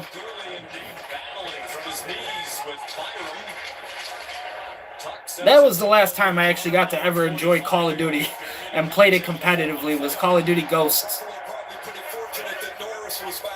Eminem did the theme song for that with Survival for Call of Duty Ghosts. And now, ironically enough, in 2026, my favorite music artist, my favorite rapper, my favorite lyricist of all time, Eminem, has a song featured on Monday Night Raw, the opening intro for Monday Night Raw. Or at least you could say the theme song as well that they would call it nowadays is Godzilla by Eminem. So I'm really happy to see, Eminem get awarded that opportunity to have the song obviously played in another business and another thing that I'm very passionate about. Never thought some of these things would be possible, but here we are in 2026 where I can say my favorite music artist and my favorite lyricist of all time has his own song being played every single night on Monday Night Raw. And the fans just have to accept it. I love it. It is fifth year now. The Sabres, one-on-one here, take it past center ice, can't get it to go. Tage Thompson might be taking a bad call here. That might be a penalty on Tage. After the whistle, Canadiens player took a hit. And this is going to be a penalty on Tage Thompson and the Buffalo Sabres. What was 4-on-4 is now going to be 4-on-3 for the Canadiens. Lindy Ruff and the Sabres don't like it. There was only 6 seconds left in the 4-on-4 anyway. And only 40 seconds left in the first entirely. But it seems like the Canadiens flopping around on the ice a bit here. They have been flopping around on the ice because that hit from Tage Thompson was very light, but it was after the whistle, and the Canadiens sold it enough to get the penalty. So Tage Thompson sitting in the penalty box for cross-checking. It is a 4-on-3 for the Montreal Canadiens. You don't get a lot of those too often currently in the modern-day NHL. But here in the second round of the 2026 Stanley Cup playoffs, it is a 4-on-3 situation for the Canadiens against the Sabres. Canadiens got all the pressure out here on the ice. They got all the firepower. What's it going to be here? Can they find a way to get it past 3 Sabres defensemen and a goalie? That is the question. With 4-on-3 now killed off, it is back to the Montreal power play with 1:35 left. Only 13 seconds left in the first. And the Canadiens get a goal on the power play. So that will be a Canadiens goal off of the power play, ladies and gentlemen. They are celebrating it. You guarantee the Buffalo Sabres aren't going to challenge that one. But a goal right there for the Montreal Canadiens off the power play. After they just had a 4-on-3 opportunity. Went right into the power play for them. And just good passing all around. A little bit of a deke in front of the goalie. Got him to move around just enough. Opened up that 5-hole, and that is it for the Canadiens as they scored the last goal.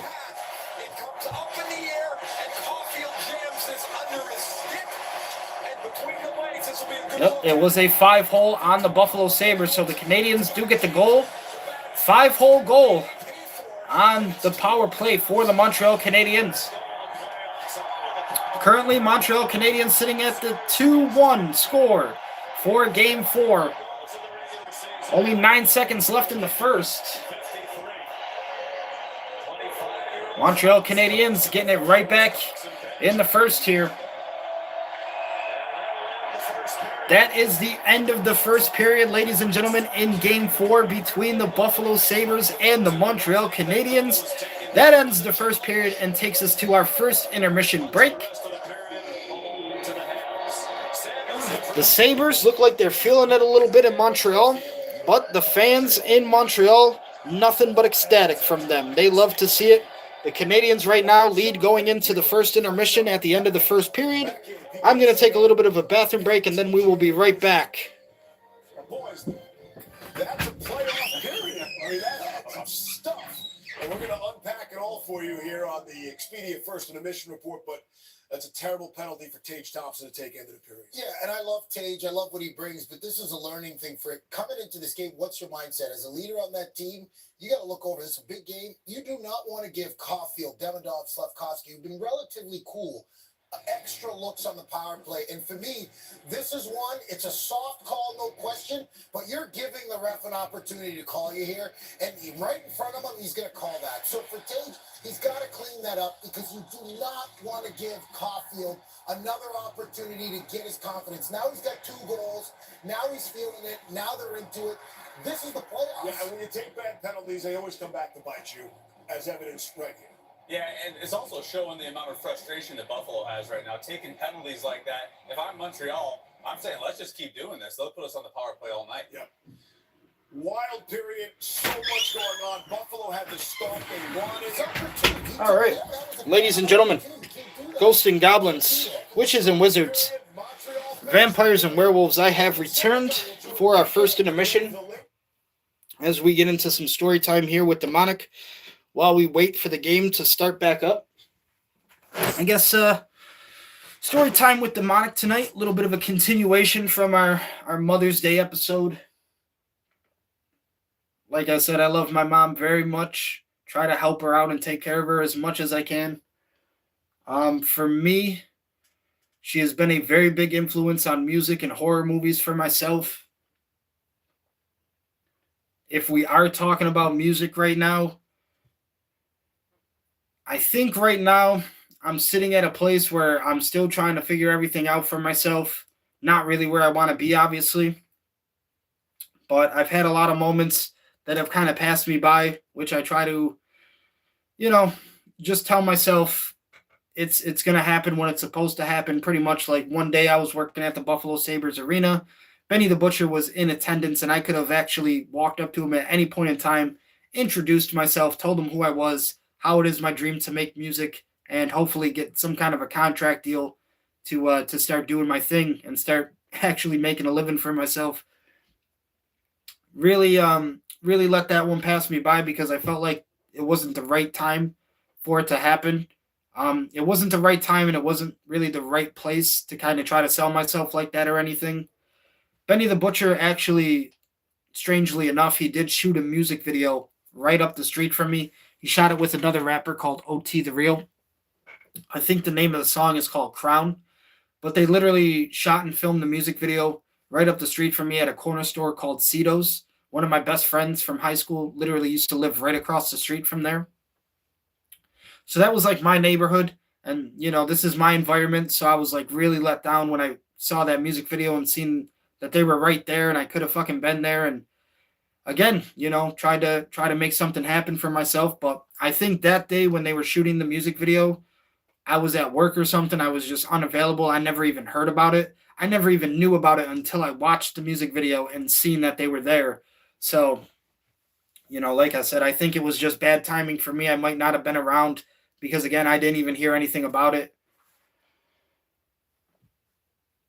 For me right now, there has been opportunities, putting myself out there. Like I said, Benny the Butcher, kind of let that one pass me by at the arena because, like I said, I felt like if it was going to happen, it's going to happen when it needs to happen and not when I kind of want it to happen.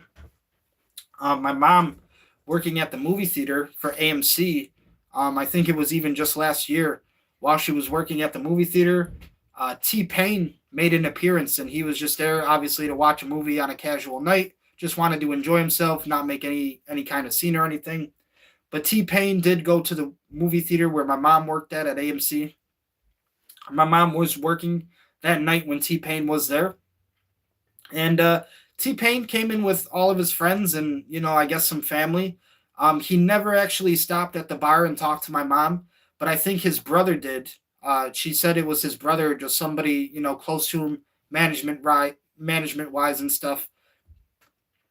But T-Pain's brother essentially came up to the bar and, she actually put me out there a little bit and was telling them about me. So, again, I didn't have any of my demo CDs or anything to give to my mom at that time. She basically was just going off of word of mouth. So all I could really give people is like my social medias, which I upload all my music to my Instagram. All my music is currently available on my Instagram at OVO Demonic. So I pretty much just had to give him my Instagram name. And again, I haven't heard anything ever since from it. So they probably just either forgot about the name or just didn't care at all. But, my mom did give T-Pain's brother my name. Again, never heard anything back from T-Pain or any of his management or any of his people. But that was kind of another thing, where it was like, damn, another what-if scenario. But yeah, one night my mom's working at the bar and she said, T-Pain is going to be here. So unfortunately, I had given her all these demo CDs and stuff of myself before, but other people always come up to her and ask her, can we hear it? Can we get it? So that night when T-Pain was at the theater, I didn't have any of my demo tapes to give to her. And when T-Pain's brother went up to the bar, all she could really tell him is my social media account, like the name on my social media. And the only place where I'm even able to upload all my music is Instagram. So the only place where you'd even be able to find all my music is on my Instagram. So I think once they kind of found that out, they just didn't want to deal with me anymore. They either didn't care enough or they just forgot about it. Because again, I told my mom, please tell them my Instagram is OVO demonic. And I know they know what that means. In 2026, I know T-Pain and his people know what that means. But again, I'm not mad at it. It's just one of those what if scenarios. I never heard anything back from T-Pain or his people or anything like that. Nobody ever seriously came into contact with me, but it was cool that my mom would actually, go out of her way and try to put me out there like that for somebody and try to actually, tell somebody about me. There's been a lot of times where my mom has been taken back in surprise in public because people that either I went to school with or just find out about me online, they'll see her in person and they'll say, "Hey, is your son Duane?" And she says, "Yeah, just why? Like, why do you care if my son is Duane?" And then they'll always compliment me and they'll always give her comments like, "Man, that kid is a really good rapper. He really should make it one day." Like, she is always taken back by a lot of the positive comments that I get in my own community and locally here in Buffalo, New York. That's kind of been one of the things that's always pushed me forward through all of the hard times and through all of the difficult times. I think I've always had a lot of local support, a lot of friends always believe in me. People that don't know me, when I rap for them the first time, like the second they hear me, they're just like, where the fuck has this kid been living the entire time? Like, how does this exist and nobody even knows about it? I really, the support has been absolutely amazing. It's really one of the things that keeps me pushing. I know the music that I make right now is not the music that I'm making right now is not the music I want to make. It's actually not the quality that I would consider what I would want, to put out, but I put it out just to show my studio demos, just to kind of show my ideas to people if they are interested in signing me or whatever, doing business with me. Just show them what I'm able to do and what the potential is there. I've never had any serious conversations with a label, never had anybody say, "Hey, we're going to sit you down for this kind of contract," or anything. So the fact that my mom actually goes out of her way to, really try to make something happen for me, myself, definitely that means a lot to me, at least for me personally. The fact that she would even, try to make something happen for me with guys like T-Pain is kind of crazy. But I think for me, I've really been trying to do things where I can just figure out how to do more live performances, how I can grow myself, put my name out there more. Like I told you guys, once upon a time when I first started making music in Buffalo, New York, I would put everything on my Facebook that I had at the time. And one day, I remember in 2016, I lost access to that Facebook account entirely. So all the girls that I was talking to on there, couldn't talk to them anymore. All my friends, all the fans that I built up on my music thing and sharing my music there, I had to pretty much start all over after 2016, and I lost my Facebook. But I like Instagram and Twitter more for the interaction side because it feels like there is way more interaction on Instagram and at least Twitter. I've had a lot of success on Twitter getting my stuff out there, and certain artists, certain rappers follow me now.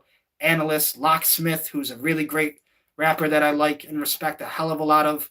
Locksmith was once a battle rapper. I believe he's from California, Richmond, California. Once a battle rapper and transitioned into doing music, professionally, studio music. So trying to be a music artist, I really respect Locksmith, and I'll always, put his name out there whenever I have the chance to have him get more exposure and grow his fan base as well.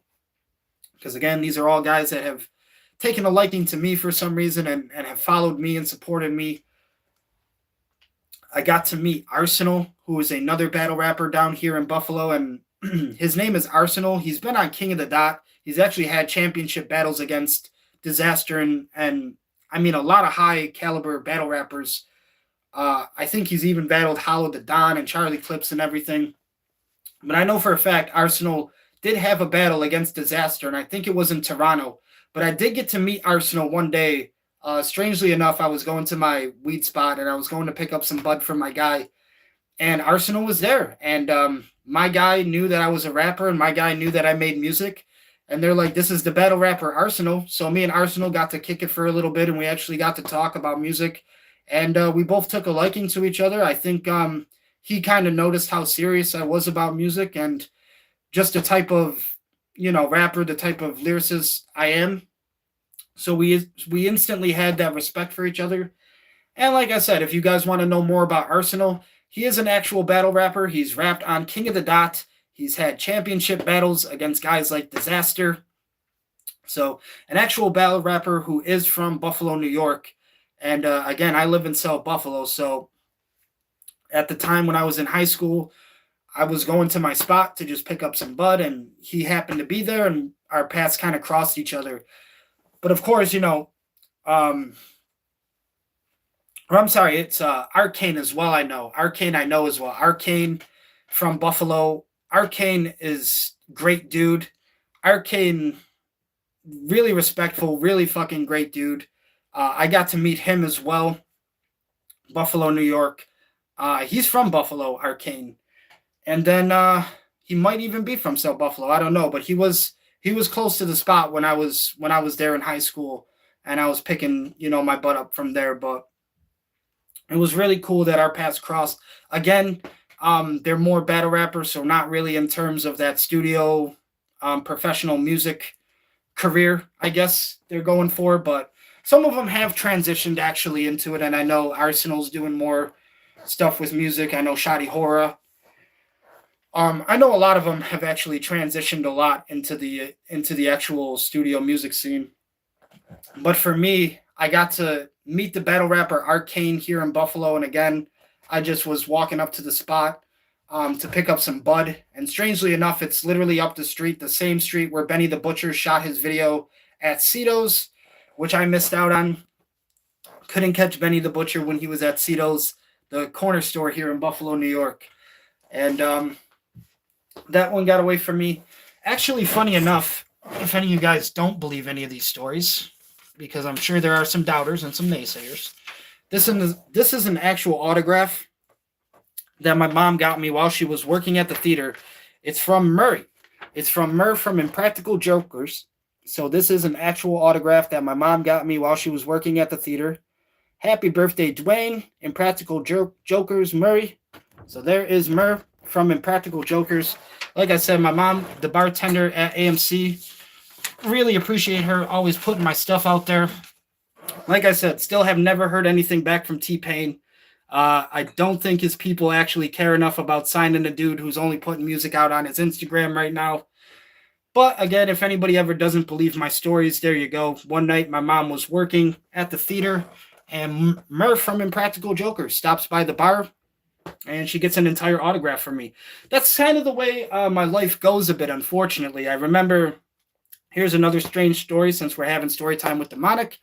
Years and years and years and years ago, I had an autograph from Chris Benoit. Ladies and gentlemen, an actual autograph from the man who killed his family, Chris Benoit. This is before everything had even happened. Somebody that worked at the Sabres arena knew that I was a wrestling fan. They knew that I loved wrestling, wanted to be a pro wrestler. That was my life. They said, hey man, I work at the arena. I'm going to get you an autograph. Didn't say who the autograph was going to be from. I didn't expect it to be from anybody. I didn't even know if I was going to get an autograph. None of that shit was taken into consideration. One day, my mom gets the autograph. She hands it to me. It's an autograph from Chris Benoit. I lived at an apartment at the time. And again, this is before all the tragic stuff happened and all the bad stuff happened. This had to be like 2003, 2004. Maybe even before he won his first heavyweight championship in the WWE, now that I'm thinking about it. But basically, he had come back. He had come backstage on his way out the door, right? Hey, can you sign this real quick? I think that was really fucking cool that Chris Benoit would take the time. Yeah, we know Benoit for the type of person that he is. But even just to take the time to fucking sign this for a kid that he didn't even know. And that kind of shows you, the quality of professional wrestlers a little bit. Stranger comes up to him after the show.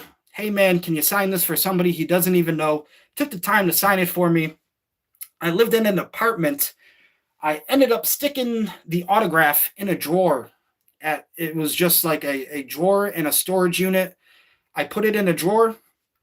One day I wake up, the autograph is no longer there. It's like it had fucking magically grown feet and walked away. So never got to see that autograph another day in my life. And then, of course, everything that happened with Benoit happened. But it seems like anytime somebody gets an autograph from me, it's usually handed down because the person knows that I love it. I never actually get to get the autograph myself because I'm never really I never really have the opportunity to do nice things in my life. I don't know if you guys have noticed, but it's kind of rare when I get to meet people or I get to do some nice things in life. So usually if I do get an autograph or anything, it's handed down to me and somebody else got it for me. Which again, that could also strike some of my fate here in music. I just am not meeting the right person. It seems like everybody locally, everybody in my community, when they hear my music, when they hear me rap, they're like, oh man, if we could sign you, we want to sign you. We could sign you right now.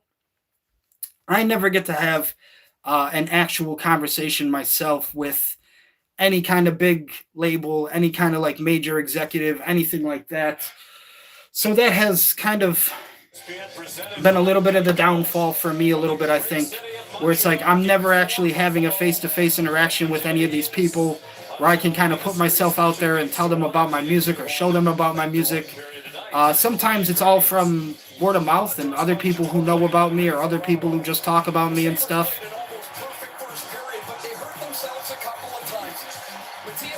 But my mom is really cool for doing stuff like that throughout the entire time. I mean, whenever she hears that there's going to be like a big music celebrity like that, I think she's more than willing to always, sell my music and try to put me out there. So we are back, ladies and gentlemen, here in Game 4 between the Sabres and the Canadiens.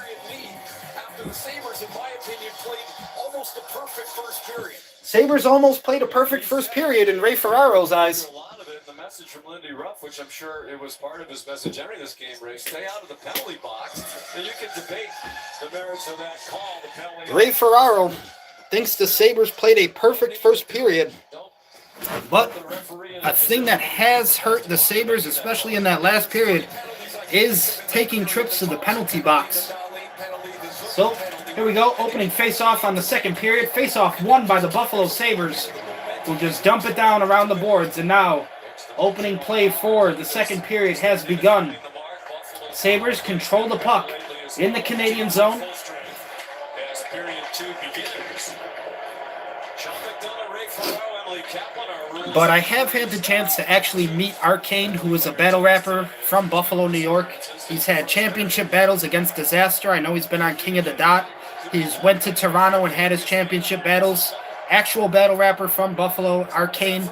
We met each other just when I was kind of going to get Bud the one day when I was in high school. Another thing that I feel like has been great is, like I said, the interaction on social media for certain platforms like my Instagram and Twitter have been excellent. On Twitter alone, I'm followed by artists like Locksmith and Analyst. And Locksmith, another battle rapper who transitioned into making music, studio music as a career. But Locksmith, very great battle rapper, follows me as well. Again, I've been trying to always put myself out there. It's just, I'm not the type of person where I'm going to, fiend over somebody's shoulder. I'm not going to, come up to your face and be like, hey, man, change my life. Give me $1 million and just change my life and make my dreams come true. I'd actually like to work for it and earn it. So I feel like that's kind of where I'm at right now, is I'm really just trying to earn, that contract. I'm really just trying to earn that record deal. Selling myself has not been hard. Started writing in 2009. Basically, was writing until I felt comfortable enough to where I was like, okay, yeah, this is good enough to where I can kind of share my ideas with people and show people I'm an artist. And once I liked it enough, I was like, okay, we can start making something out of this. Started focusing more on what projects I wanted to do, what albums I wanted to come up with. And everything right now, it just still feels like a stepping stone for what's to come. I mean, I've nowhere near done the things that I've wanted to do. When I still think about my music and the things that I want to accomplish, I've done nowhere near the things that I want to do.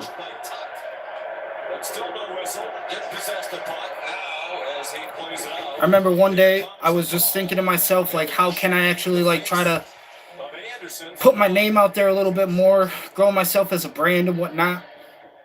And then like sometimes it just hit me. I started thinking about doing live performances, and how am I going to do live performances at like local bars, just, you know, local venues, nightclubs and bars here in Buffalo, some local joints that I could just walk up to and fucking perform. I don't know what put that idea in my head, but I do think it was a sign from God. Sometimes I get these ideas, I feel like, and God puts them in my head for a reason. And this happens to all of us individually as people, ladies and gentlemen. If you ever get a creative idea or something that's unique to yourself, you know, God probably put it in your heart or your thoughts for a reason. Montreal currently on a power play, 150. Left on their power play with 17:25 remaining in the second. It's only about 3 minutes gone in the second period so far. Sabres pressuring up high with Greenway and Samuelson. But I think once I started thinking about how I can actually like put myself out there more, I thought performing at local bars and shit would be a good idea, because it's like, wow, I can actually charge what I feel like I'm worth, and you know, if they book me, they book me. If they don't book me, they don't book me, whatever. But I'll be able to fucking perform in front of like local fans. I'll be able to like grow my brand, get some local support here in the city of Buffalo, New York. I feel like that was a really good idea until you start to see how things are in 2026 for music creators, and how difficult it is as a solo artist, especially in Buffalo, New York. I will say, as a solo artist, it has been extremely difficult. Again, no engineers, no producers, no managers, no band. There's nobody playing the guitar. There's nobody playing the drums. It has literally all been something I've created on my own ambition.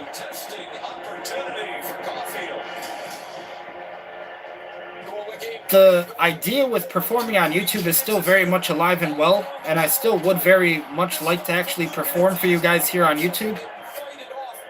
It's just currently, with me not being a YouTube partner, I struggle a lot with a lot of the copyright here on YouTube.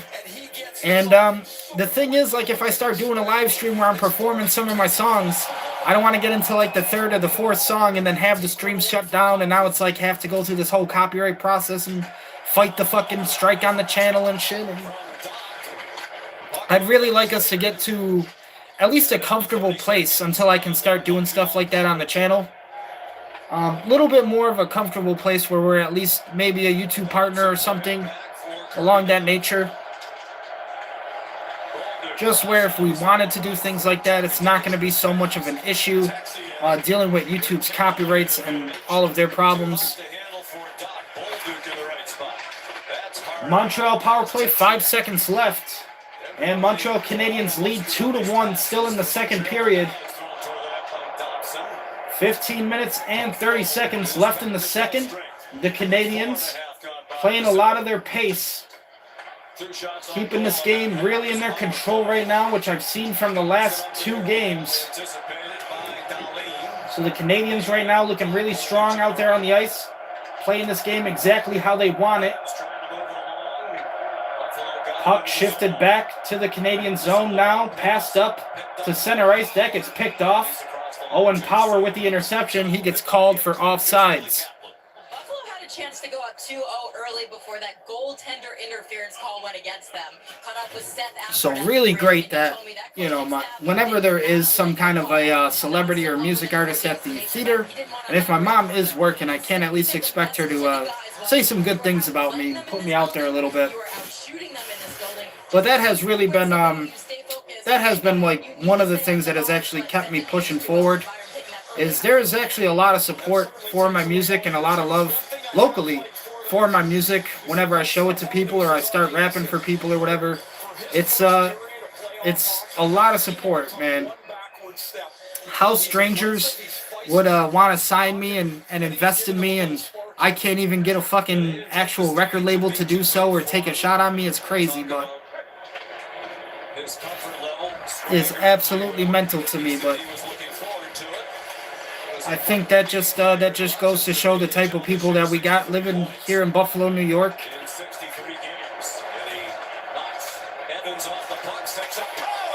Oh, good shot from the blue line right there. Puck is still loose. Sabres trying to get it. But the Canadiens did exactly what they needed to do defensively. They get the stop. Frozen Biscuit can't find a way into the net. And it was the Sabres with a really good effort right there, trying to do whatever they can to get the rebounds, get the puck away from the goalie, and try to take the right shot. But just nothing going there for the Buffalo Sabres. Zucker down there for the Sabres, trying to get a little physical, as well as Quinn. Quinn and Zucker like playing together a lot. You can see their chemistry showing off right there on that last play. Really adding some pressure down on the Montreal Canadiens goalie.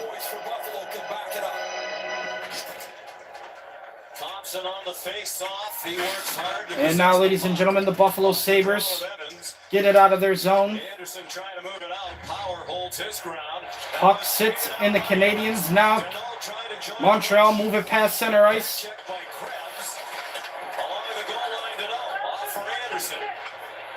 Puck being passed around now by Montreal. Sabres trying to clear it from their zone.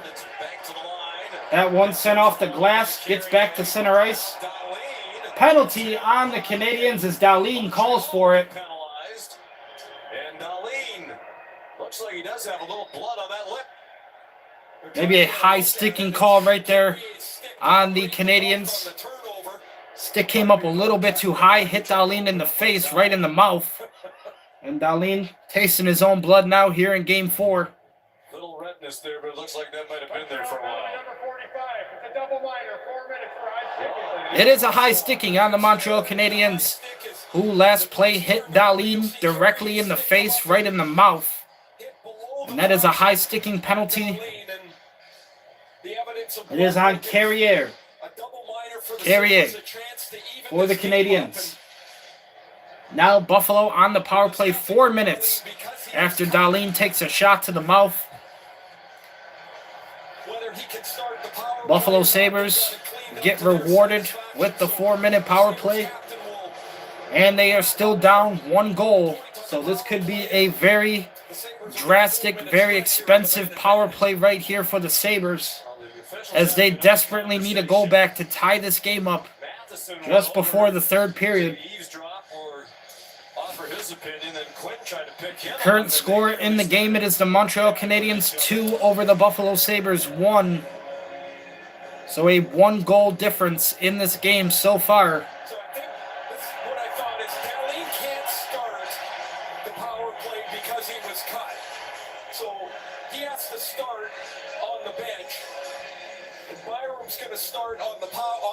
In his place. And so basically, Duane, kind of interesting. Duane's now down at the forwards end of the bench, so as quickly as they can make that change, he'll get back out on the ice. Sounds like the Buffalo Sabres want to get Duane back on the ice as quick as possible.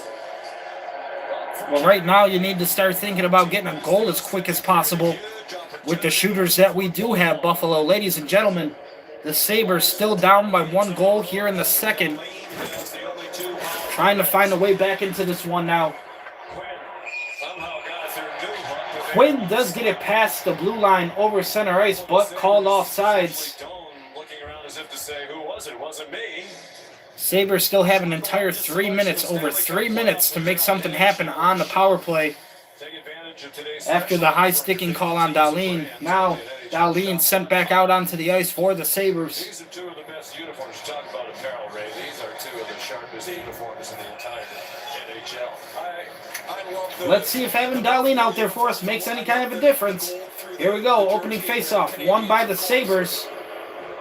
Getting drowned out right now by Booze as Duane dribbles the puck up to center ice. Sabres getting drowned out by the Booze in Montreal. Now that puck gets sent over the boards, out of bounds. 2 entries into the zone. The Sabres, who changed their power play units before Game 3, have They've struggled with both of these entries. Now, ladies and gentlemen, 3 minutes and 22 seconds left on the the Buffalo Sabres power play. As Montreal taking this face-off in their defensive zone. Sabres have a big chance right here. Thompson at the face-off lost it to the Canadiens, who win it in their defensive zone. Turned it away at center ice. A big hit there from behind. Stirs up the Sabres a little bit. But this one, continued play on the ice. Now Duane getting booed every time he touches the puck. Again, captain for the Buffalo Sabres. Couldn't tell you why. And the Buffalo Sabres put it in the back of the net. It sounds like it hit the post and then went off the goalie. And it is credited goal for Tage Thompson. There we go, boys. Tage Thompson gets one for the Sabres. It's a tied game. I want to see a replay off of that because they said it hit the post and went off the goalie. Right here, Thompson dumps it back off the boards, hits the goalie's pad and goes right into the net. So off the boards, hits the goalie pad, and then just off of a bad directional, goes right into the back of the net for the Montreal Canadiens. The Sabres get the goal back, ladies and gentlemen. Tage Thompson ties it up for the Sabres. It is 2-2 in the second period. So a really heartbreaker right there for the Canadiens, as the goalie had his eyes on it, just didn't have enough of his eyes on it, as the puck just got lost from him and went off his own pad into the Canadiens' net. That is something that Montreal hates to see. But a goal is a goal, and the Sabres will take it. That's why you got the goaltender down there to stop situations like that, essentially. Tuck, good move right there. Takes a shot. So the Buffalo Sabres did score on their last power play, tying up the game 2-2. Still a Buffalo power play remaining with 1 minute left. And 11 minutes and 55 seconds left in the second period. As the Sabres did get it back, they tied up this game in Montreal. 50 seconds now remain on the Sabres power play. And that pass went right off of the skate of the Sabres and gets all the way back in their defensive zone. No icing called because it is a penalty kill. Canadians do what they have to do. Only 30 seconds left here on the Sabres penalty or the Sabres power play. And every time Duane touches it, he's just getting booed.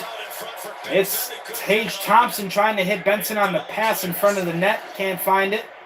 Two really sweet moves by Thompson to set up Benson. I love that the Canadian fans hate Duane. I like that there's no respect and there's just hatred and animosity for the Sabres captain. Because I hate him too, Montreal. I hate him too.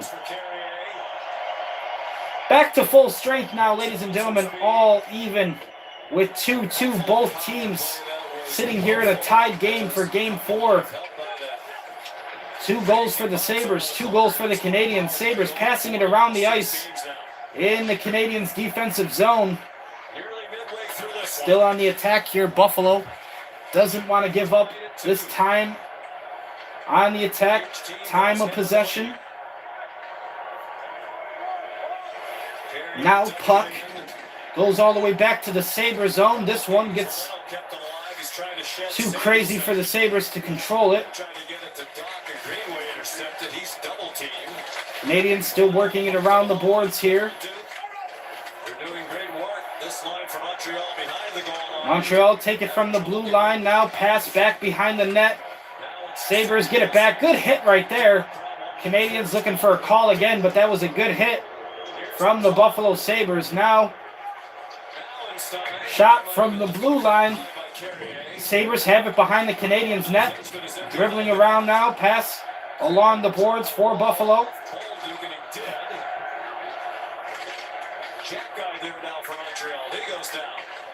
Comes to Slavkovsky. Canadians get it back in their zone.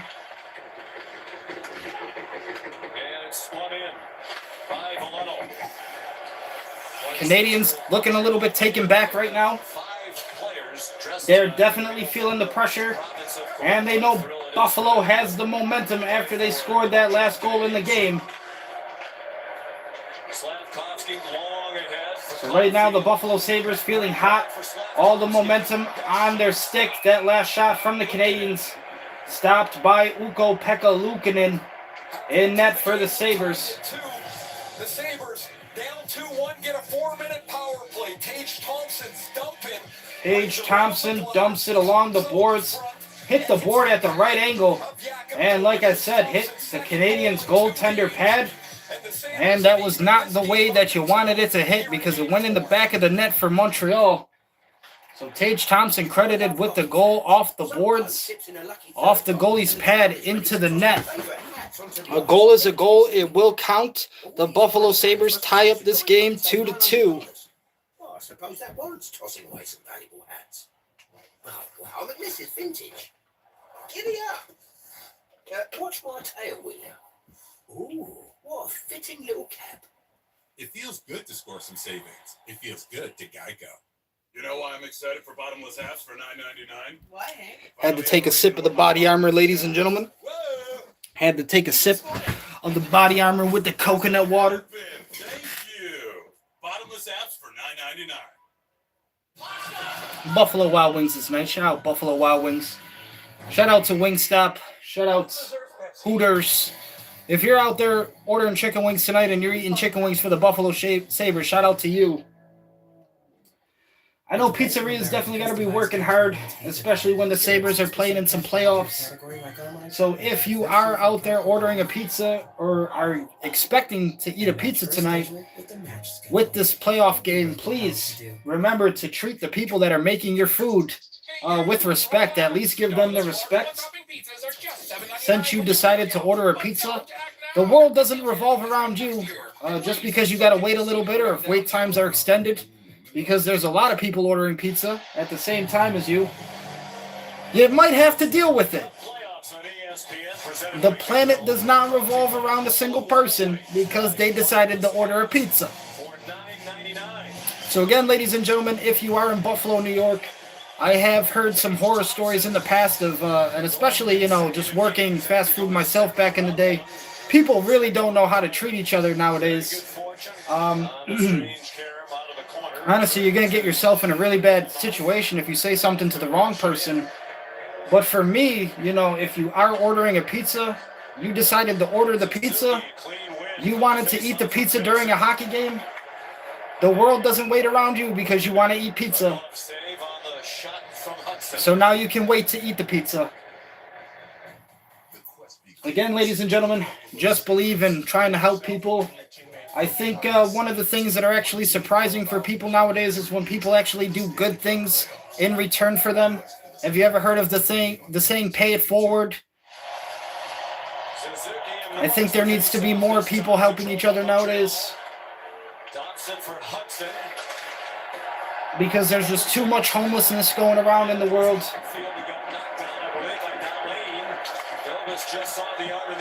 And there's also too many people who are just able to afford things that they don't necessarily need in life.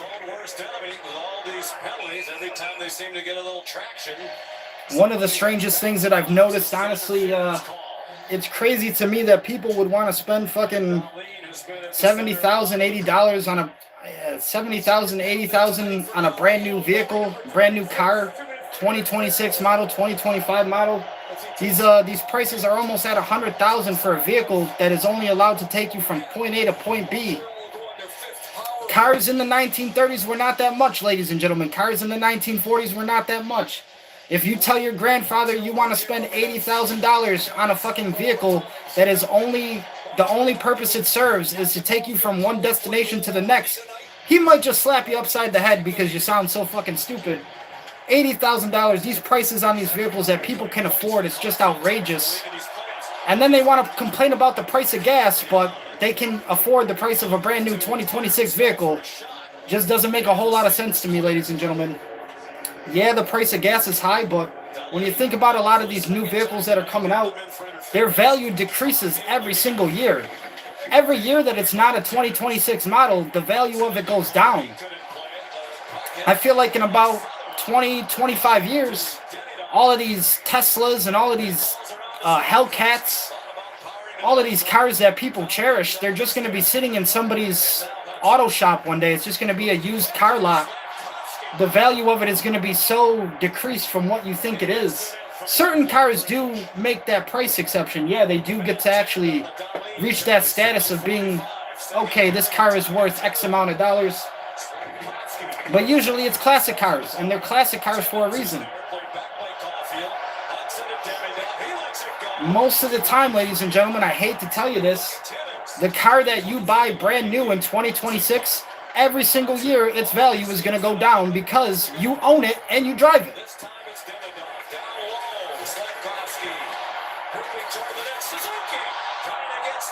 So really, you know, if these cars are like $80,000, $70,000 now, you wait about 20 years, you'll see them on used cars lot, like used car places for fucking not even that. Again, it's just people have the decision and the availability to be able to make those kind of life choices, which I don't really agree with. But it's the same people that want to complain about the price of gas. Well, how much did you just spend on your brand new vehicle, my friend? Did you think about saving any of that on the side for maybe gas or anything that you might need in repairs or maintenance? I don't know, just a thought. Me, I really could care less about vehicles. They're really not the most important thing to me. Sure, one day, if I did have rapper money, if I did have the rapper money one day and I was, you know, big celebrity, I think I would want the Rolls Royce. I definitely would want a Rolls Royce and a Range Rover. Favorite car brand for me is probably Dodge. Did recently have to take my V8 5.7 Hemi Durango off the road, 2008 Dodge Durango. Had to take it off the road just because I can no longer afford car insurance. I'm almost 30 years old, paying about $400 a month for car insurance. Just couldn't afford it anymore. So, really, driving a vehicle isn't really that important to me. I got legs for a reason. God gave us all legs for a reason. I definitely get around when I need to get around. I've pretty much walked a lot of places my whole life. I got no problem putting miles on these knees. And that one is out of the rink. Face-off will be in the neutral zone when we come back. And when we're finished here, Leo Carlson and the Young Ducks taking on Jack Eichel in Vegas. The Vegas Golden Knights and the Ducks later tonight as well. Great Western Conference series between them. I've been checking out some of the highlights when I get the chance to. Again, not a lot of opportunity being over here on the East Coast with Buffalo, New York. Not a lot of opportunities when I do get to watch the West Coast and Western Conference games. But when I do see the highlights between the Mighty Ducks and the Golden Knights, great series between the two. Two of my favorite Western Conference teams right now. Call that number to book a meeting with this team. That was informative. How's your portfolio, sport? Obsession. You're the only person I get to really talk to. Have you ever actually flirted with Nikki? Well, like I said, ladies and gentlemen, we just somehow live in a world nowadays where people can work for like $35, $40 an hour and be able to buy dream shit.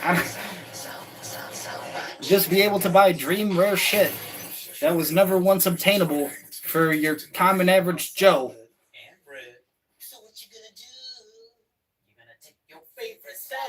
I mean, like I said, nowadays in the 1930s and the 1940s,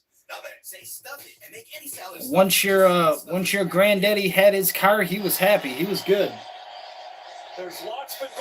He wasn't thinking about, now how do I get the next car? How do I... The Sabres scored the game's first goal with Tia Samuelson, and then looks like they take a 2-0 lead. Hellness's shot is rebounded by Quinn. They review it. They say it's over the line. It's a goal. The review shows goaltender interference off the Canadiens' challenge. A little bit of a controversial game here as well for Game 4. There's been a lot of reverse calls. That goal from Tage Thompson went off the boards. off the pad into the net for Montreal. So there definitely have been some controversial moments in this game. Now, ladies and gentlemen, back here for the second period. 6 minutes and 10 seconds remain in the second.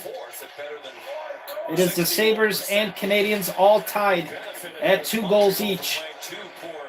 2-2 here in Game 4 in Montreal, Quebec, Canada. A little too hot to handle for Matheson. And he sent it back. In pursuit was Alex Tuck. Like Matheson, a former Boston. And the Sabres just decided to dump that one down the ice. That's an icing on Buffalo. Not a good chance right there. Wasted opportunity from the Sabres. Just send it down the ice and get the icing. And tip pass. Tuck just whiffed it. He thought game 3 was his worst defensive game of the playoffs and said he'd be much better. He has been. Like many of the Sabres have been much, much better here. Face-offs won actually pretty equal for both teams. 18 for Buffalo, 17 for Montreal. Off the face-off wins tonight.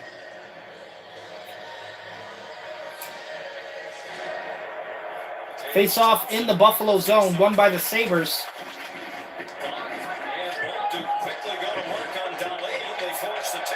And Sabre player goes down on the ice.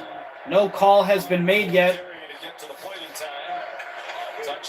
Now the Sabres get the puck back in their defensive zone, and again, long pass up to the center of the ice. Sabres get it over the blue line now on the attack in the Canadian zone.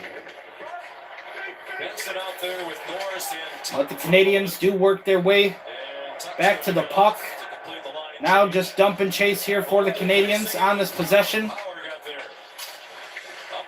Sabres not too worried about that. They battle for it now at center ice. Goes to the Canadiens.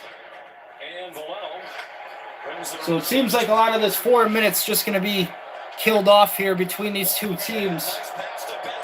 And a good pass there from the Sabres to Benson, who whiffed on the shot.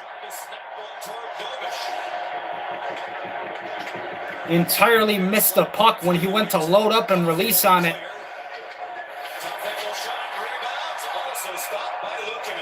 Good stop on the play right there by Luukkonen. Keeps the Sabres in the game. But Benson absolutely whiffed on that last shot. Loaded up. And just no accuracy whatsoever. Looked like a golfer trying to swing at the grass. There's hearing about it. And then there's being there with platinum. There's nothing like feeling the rush of adrenaline. But for me, guys, we will get into another story time with Demonic for the second intermission. Still thinking about what I would like to talk about, I guess. But for me, at least right now, currently, it's always very nice, the local support and just how many people here in Buffalo, New York, actually give me a lot of motivation and a lot of encouragement when I do show them my music or when they hear about my music. Again, it's insane to me that people would come up to me and say, "Hey man, we really like you. You should really get signed. You know, if we could, we would sign you."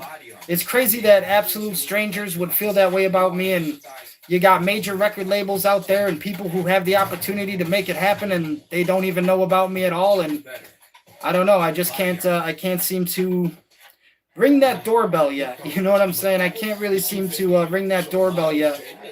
But it really is insane to me when there's so much local support.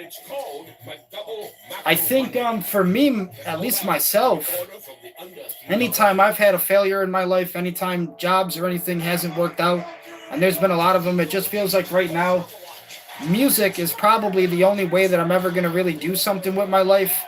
And it's the only constant thing that remains in my life. So even after all the things that have happened, if things didn't work out, if, lost jobs or whatever, the only thing that I've really ever had to really turn back to and kind of keep working on is music. So I feel like I just have that relationship a lot with it. I mean, I see myself doing it for the next 30 to 40 years for sure. The reason I talk about it the way that I do, I mean, I put out the songs that I put out now, and they might not be the quality, or they might not be exactly what I'm looking for. The shit that I put out now is nowhere near the quality that I know I can produce, but it's just, again, me showing my ideas, trying to get my name out there, trying to build my reputation up a little bit.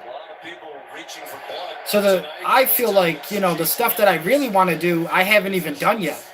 The stuff that I really want to do in music, I haven't even really had the chance to even do yet. So that's when it's really going to get fun for me, and when I'm really going to start, seriously pushing myself to those levels, because I need to be able to see that it's possible.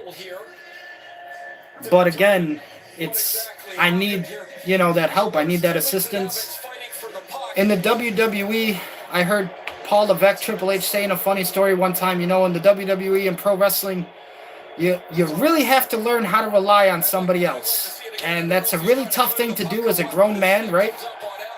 When we're all little boys, our father is telling us, you got to take care of yourself. As a man, you're supposed to look out for yourself, take care of you, and take care of your family. You don't rely on another man. You don't have another man assist you or help you.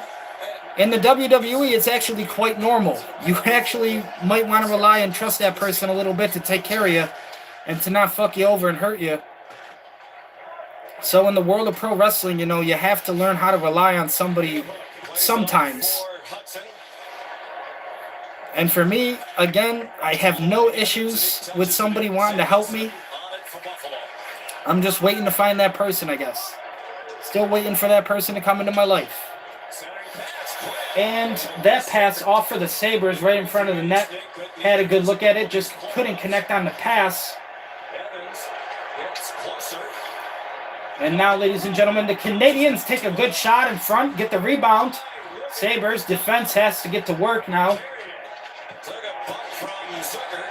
Canadiens player lost the stick, but they still work for it, get the puck in their possession. Canadiens passing it around in the Sabres zone. Good hit there on a Canadiens players, but that also could be interference. Had it have been a second earlier. And that's cleared by Zucker, who's desperate to get off and heads to the Buffalo bench. And now the Sabres going for a little bit of a line change here while they're still under attack. Not a very smart line change here for the Sabres. Defense has to hustle here to get back into position. Canadiens still taking shots. And right now, Ukko-Pekka Luukkonen being blinded by the pepper spray from this Montreal Canadiens offense on the attack. Just getting pepper sprayed right now with these shots on net.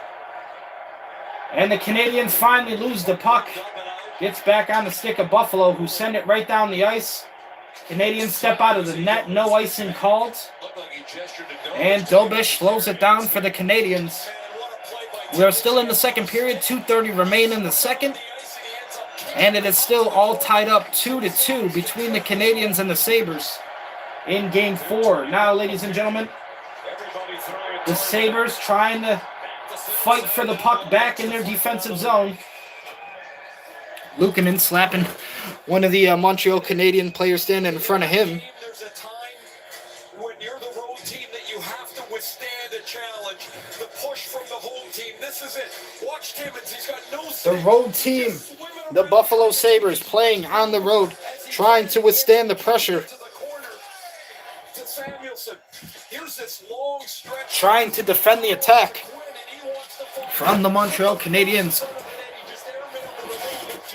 Good defensive effort last time there for the Sabres. But the puck, this face-off, still in their zone. So now, can the Sabres find a way defensively to get this puck out of harm's way here? Face-off in the Sabres zone, won by, right now, Buffalo. But this does go back to Montreal. Off the pass from the boards. Now Canadiens, shot on net. That one cleared out by Buffalo. Sabres in the foot race for it. That is an icing on Buffalo. Couldn't get there first as the Canadiens did so. Time for some numbers powered by the SAP Coaching Insights app. Top 6 forwards in the last 2 games. Buffalo Sabres with 2 goals, both from Tage Thompson. Canadiens win the face-off in the Buffalo zone. Shot on net. That one goes high above in the air. Gets back down to ice level now, and it's the Canadiens trying to fight for it at center ice. Good pass there. A little bit of a 2-on-1 situation for the Canadiens. Now, couldn't make anything happen from it. Canadiens passing it around. Good hit right there from the Sabres. All the fans And Montreal looking for interference right there on number 4, who does knock down Texier, 85 for the Canadiens. He goes down hard on the ice after the hit from Buffalo, number 4. And that is going to be a penalty on Buffalo for interference. Buffalo penalty number 4, 4-minute double minor for high sticking. 4-minute double minor, high sticking, so it's not an interference call. Instead, it's going to be a double minor on the Buffalo Sabres. 4 minutes for high sticking. And Byram did hit the player in the face with a stick, which is why 85 Texier went down so hardly for the Canadiens.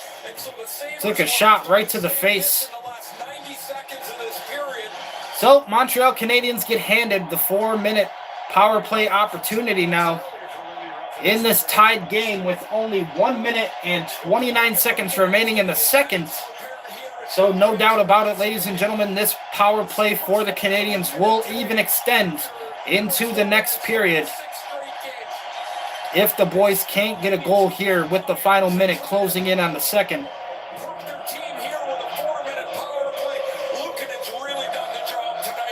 Canadiens fans all perked up here in Montreal. They are ready to go after that call. And they get the power play, 4 minutes. Can the Canadiens break this tied game with this power play opportunity? And a big chance here for the Sabres penalty killers as well, who have not been great this series. It looks like they're taking a second here to get the equipment manager on Ukko-Pekka Luukkonen's helmet, I think. Little problem here with Luukkonen's helmet, his goalie mask. So the Sabres equipment manager coming out to take some time to assist the troubles with Luukkonen's goalie mask. And when we come back, ladies and gentlemen, the Canadiens are awarded a 4-minute penalty off the high sticking call. So a power play that could definitely change the tone of the game coming up. Sabres know it. Luukkonen back in the ice. This face-off in the Sabres defensive zone. Montreal win it in the Sabres zone.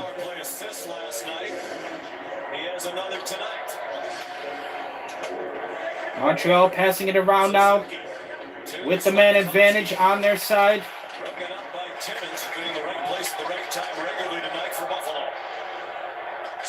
And now from the red dot, pass down low to the front. Couldn't get that one. Cross crease pass from the Canadiens. Really working the pass here on this power play. Looking for that right opportunity. Luukkonen doing everything he can right now. Canadiens still control the puck on the time of possession here in the Sabres defensive zone. Sabres can find a way to get it back, but that puck does deflect off of a bad pass. Now here come the Canadiens again, back on the attack. Sabres defense really have to hold it down here. Big game, 2-2, all tied up with 20 seconds remaining. 20 seconds in the period. 2:50 on the 4 minutes for Byron Slafkovsky. Broke his stick. Slap shot breaks the stick for the Canadiens. And he's had all kinds of short-handed time tonight. 7 seconds left in the second. And Montreal still on the power play with 2:30 left. And all time off the clock now in the second. The second period is over. Game 4 for the third period. It will be all tied up between the Sabres and the Canadiens. And Montreal will get to start the period with their power play. Well, ladies and gentlemen, we're going to get back into story time here with Demonic. Kind of still thinking about what we should talk about. Take a sip of the body armor as well. Why not? Body armor.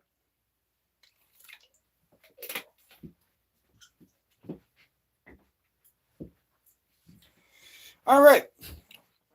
Story time with Demonic. Let's think about what we want to talk about.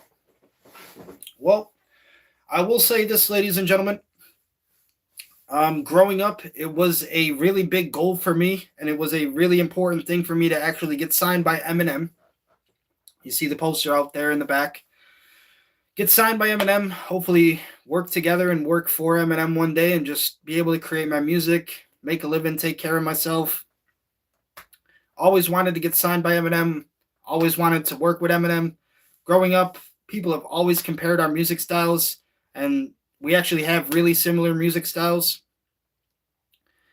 I think whenever I think about Eminem, obviously, you know, the story goes, guy made it all the way to the Rap Olympics, right? Battled each round, made it all the way to the championship round. Eminem lost in the final at the Rap Olympics. And then, even though he lost, history was already decided because the person that Eminem didn't even know was important, Jimmy Iovine, ends up going backstage, asks Eminem, do you have a demo tape, any kind of music?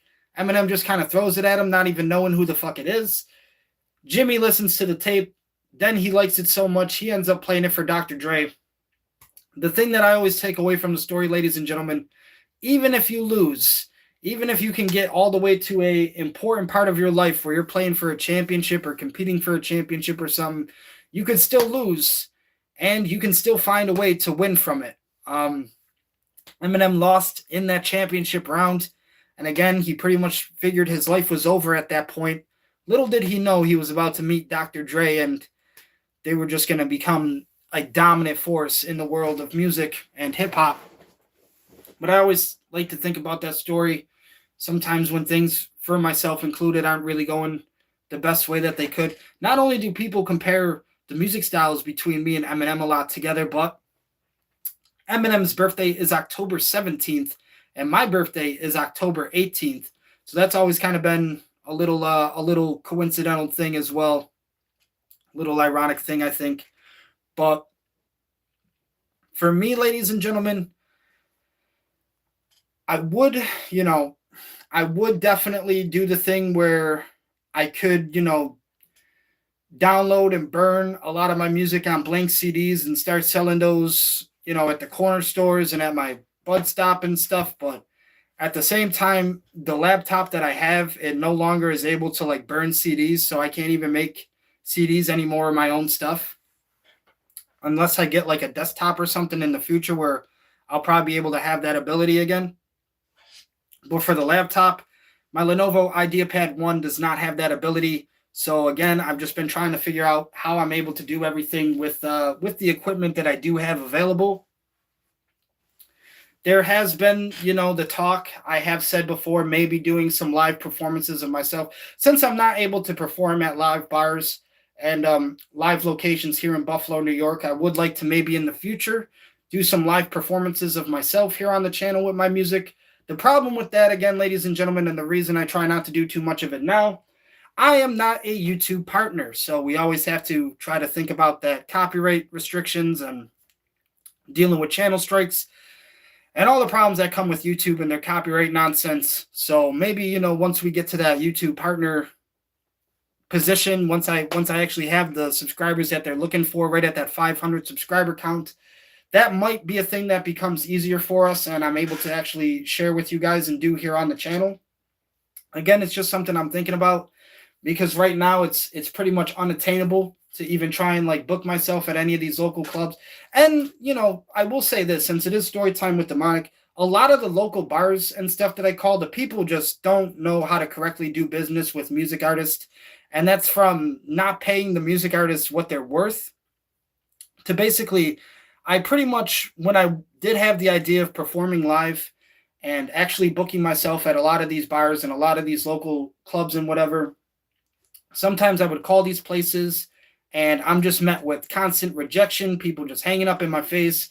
I'm constantly trying to tell them, who I am, what I do, trying to sell myself basically.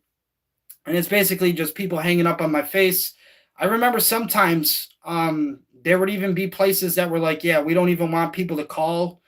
Like, how is anybody supposed to do business the right way if you don't even want to talk to a person or fucking have a normal one-on-one conversation? There's literally like places that will have, the opportunity for artists to come and perform. You can book yourself or whatever. But they don't want you to call them. They don't want you to call during business hours, or they don't want you to talk to the manager. Or they don't want you to talk to the owner or whoever. And that was also kind of like nonsense to me. So like some places would actually, they would get mad at me because I was calling them trying to fucking book myself at their place just so I could do a live performance. Again, hopefully, put on a good enough live performance for them to where it does, good customers, good business. Everybody wants to work again, possibly bring me back. The sad thing that I've seen is not only do a lot of places in Buffalo, New York not want to treat the artist what they're worth or what their value actually is for a live performance, but I felt really disrespected when, a lot of places don't even want to have an actual phone call with you on a fucking phone. They can't even have a conversation out of respect.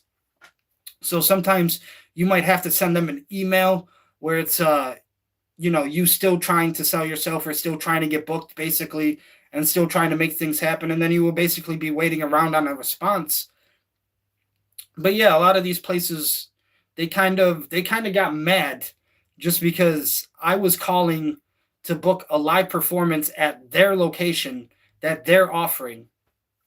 And here's the thing. I only called and only, looked into places where I knew you could have a live performance or where they have like a PA system and everything. And that was one of the things. Like, you are supposed to provide the microphone. You're supposed to provide the PA system, essentially the speaker system. You're supposed to provide the artist with all of that. Out of courtesy, sometimes bands and solo artists, they'll show up already with the equipment and everything because, they have the label backing them or they have whoever investing in them and backing them and whatnot, their road crews. But you're really supposed to provide the artist with all the essentials if you are going to have live performances at your venue or your establishment. You really should be providing the artist with everything. And if not, then that all comes out of the artist's pocket again. And that's another thing where I just don't like the shady business that is done here in Buffalo when it comes to the music scene. There were times, I just don't think $100 for 2 hours is very fair to begin with. But like I said, at least if somebody's trying to call you, trying to book you, the last thing that I would want is an attitude from somebody when I'm trying to perform at your establishment. So that was really like one of the things that I never liked. But again, it was really me facing rejection after rejection, trying to sell myself to the right person, I guess.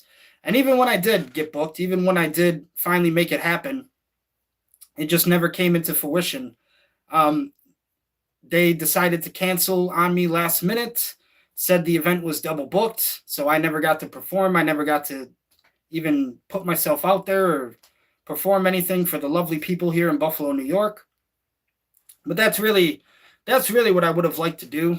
The whole intention of why I started thinking to myself, damn, I can do these live performances and I can perform at these local bars and stuff is because it was just going to be so much of the local support coming back. Fans actually in Buffalo now are getting to see me perform and they start to know who I am a little bit more. It just seems very strange the way that things are really done nowadays. Again, when you try to book yourself at a lot of these places, at a lot of these venues, apparently you're competing with thousands and thousands of other bookings, which again doesn't make sense to me because if a venue is having a live performance, if you have venues at your bar or whatever, if you have live performances at your bar or whatever, you should have it scheduled to where you can at least have 5 or 6 bookings every hour, which is why I also didn't agree with the 2 hours for $100 type of shit. But in an entire day, there's 24 hours in a day. So how are you telling me in 24 hours you can't book any more artists or you just don't have the availability or the space to book any artists? Doesn't make a lot of fucking sense, right? And it's just a bad way of doing business.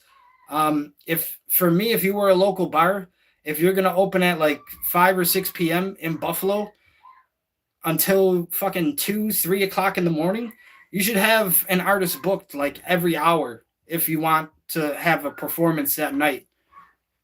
Because that's essentially what they're looking forward to. It's hard to get booked when you're dealing with so much competition out there and there's so many people trying to get booked as well. So when you do finally get that opportunity to get booked, you have to make it count. And I was definitely going to fucking make it count, but I just never had the opportunity to do anything.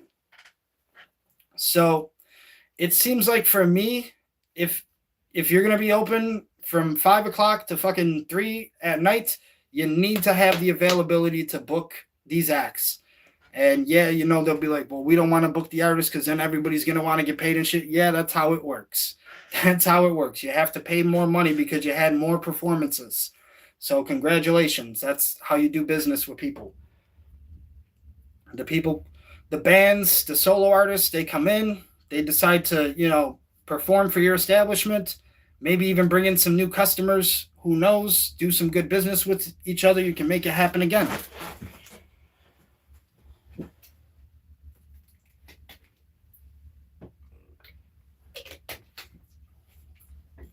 I am going to turn on the AC a little bit, guys. Just for a little bit. Because it is getting a little steamy down here. But for me, you know, you have to really work hard to book yourself. But at the same time, that's just kind of for more independent and smaller music artists. If we were talking about anybody on a major record label or anybody, you can just Google their name and all this information and shit pops up about them.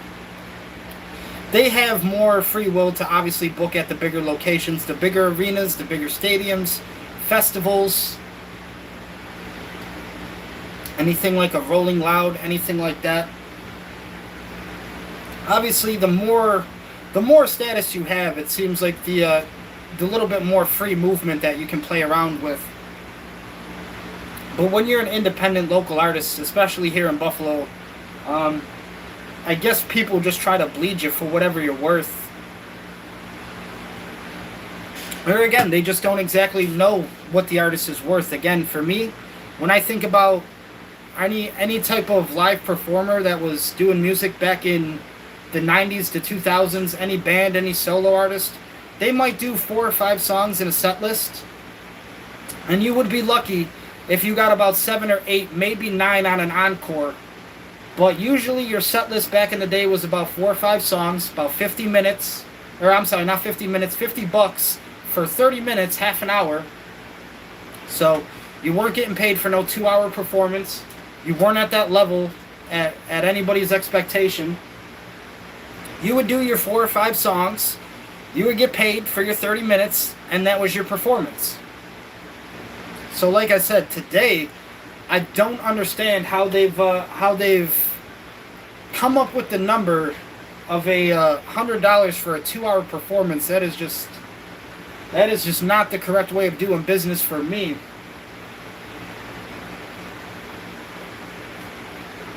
Me trying to be fair, currently where I am in life, again, you know, I feel like I'm worth at least $125 an hour. So if you want an hour performance out of me, it's going to be $125.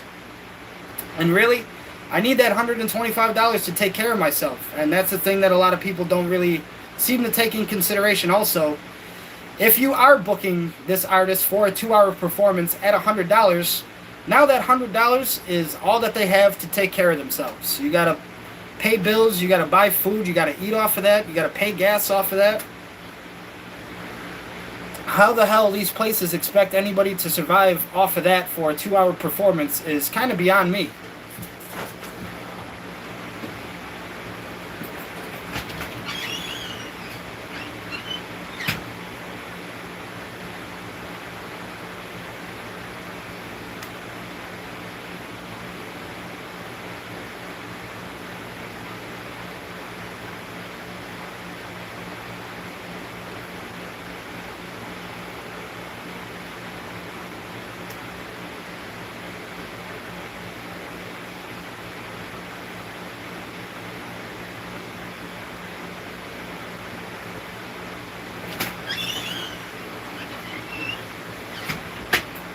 My apologies. My apologies, ladies and gentlemen.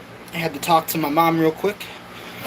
Like I said, whenever my mom needs something from me, I immediately drop what I'm doing and just kind of focus on whatever she needs. But we are almost back for Game 4, third period conclusion. What could be the conclusion if we don't see any overtime play tonight. But I guess for me right now, when we talk about music and everything, I'm really just trying to put everything that I can out there. And hopefully one day, either the right person is going to hear it and want to work with me, or at some point they're going to discover it and be like, hey, let's give this person a shot. Because it's really so hard right now to do anything with live performances. If places are just going to get mad anytime you try to have a conversation with them, places don't really want to do accurate business.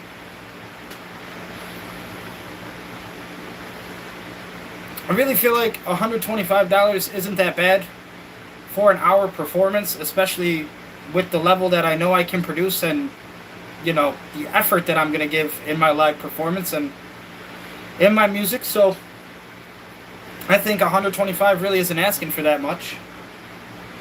But I guess to some people it's $25 more than I deserve.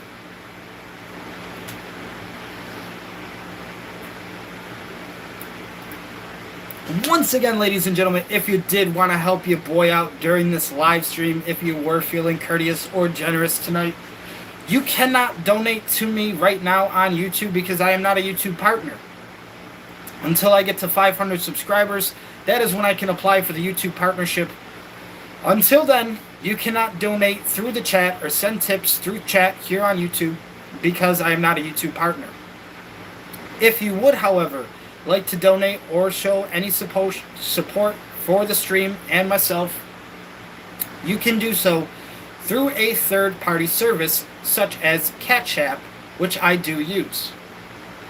My Cash App is OVO Demonic.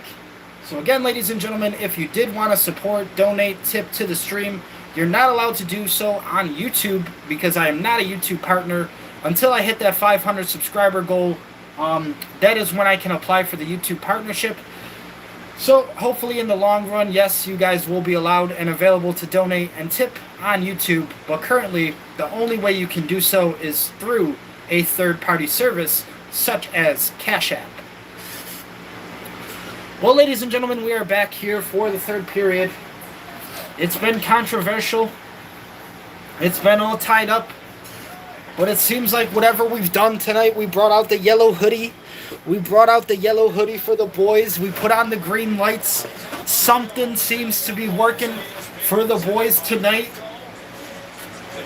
And we are all set to go here with a tied game in this third period now. Canadiens and Sabres getting back on the ice after the last intermission.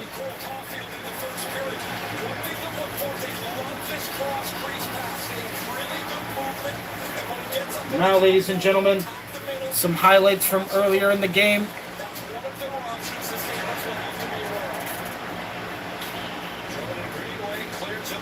And now, off the face-off, Canadiens take it. Montreal still on the power play. 2 minutes and 12 seconds remain on the Canadiens power play with a brand new sheet of ice out there after the Zamboni drive.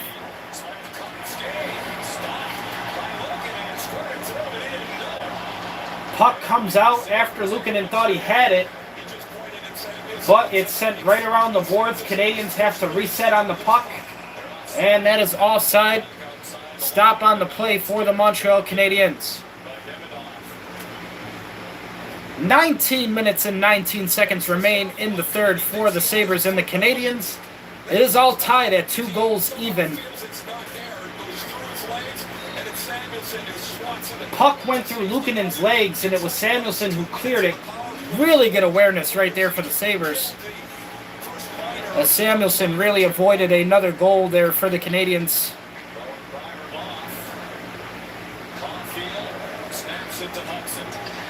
Now, Montreal still on the power play attack. Get it past the blue line into the Sabre zone.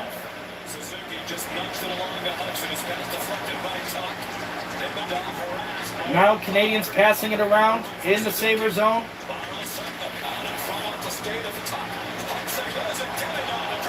Another rocket blast all the way from Demidov.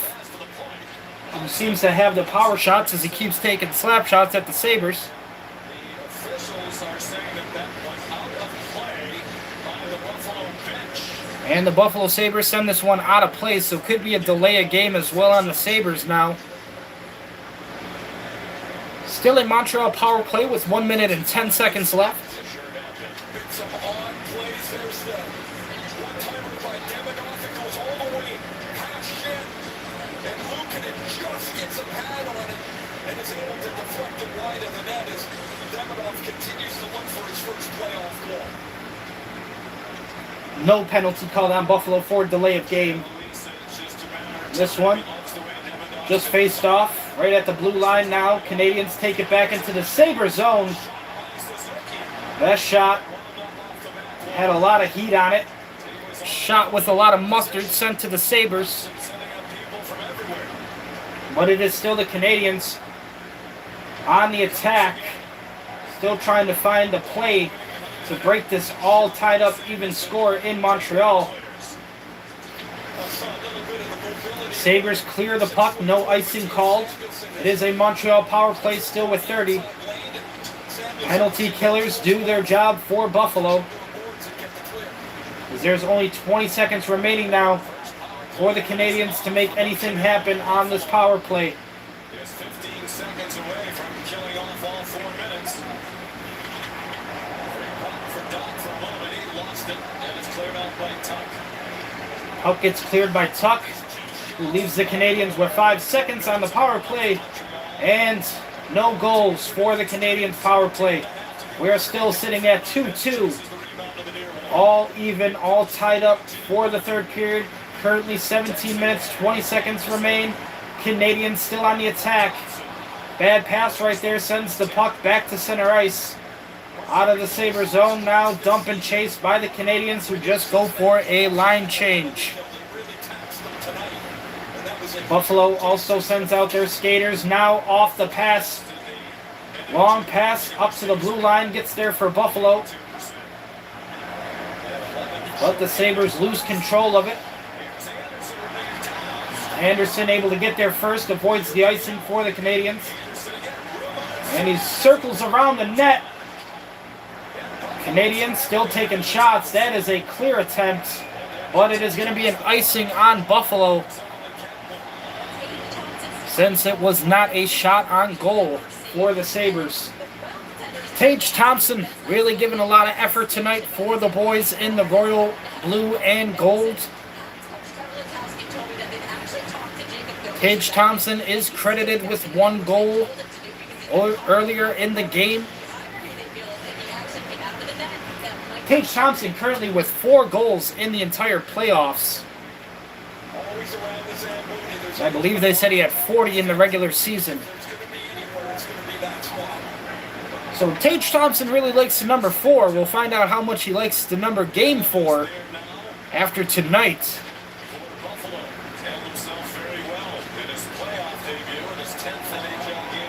Sabres lose control of it in their zone.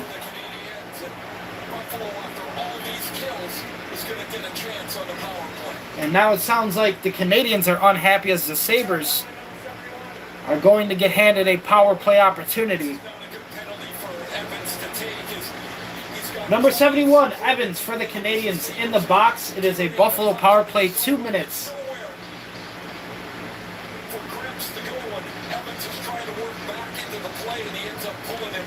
Evans getting way too physical out there with Krebs. And that is a holding call on Evans.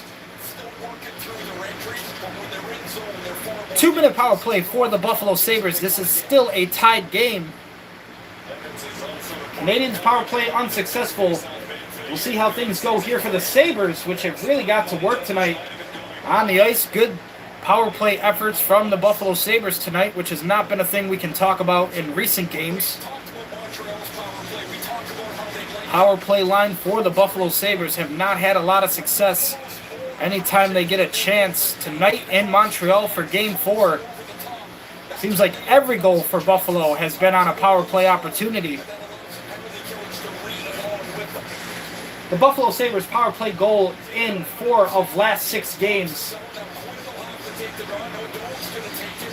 So without another center, it puts them at a disadvantage. Shot was Buffalo's first on goal. Sabres do win the faceoff in the Canadiens' defensive zone. Sabres, good faceoff win there.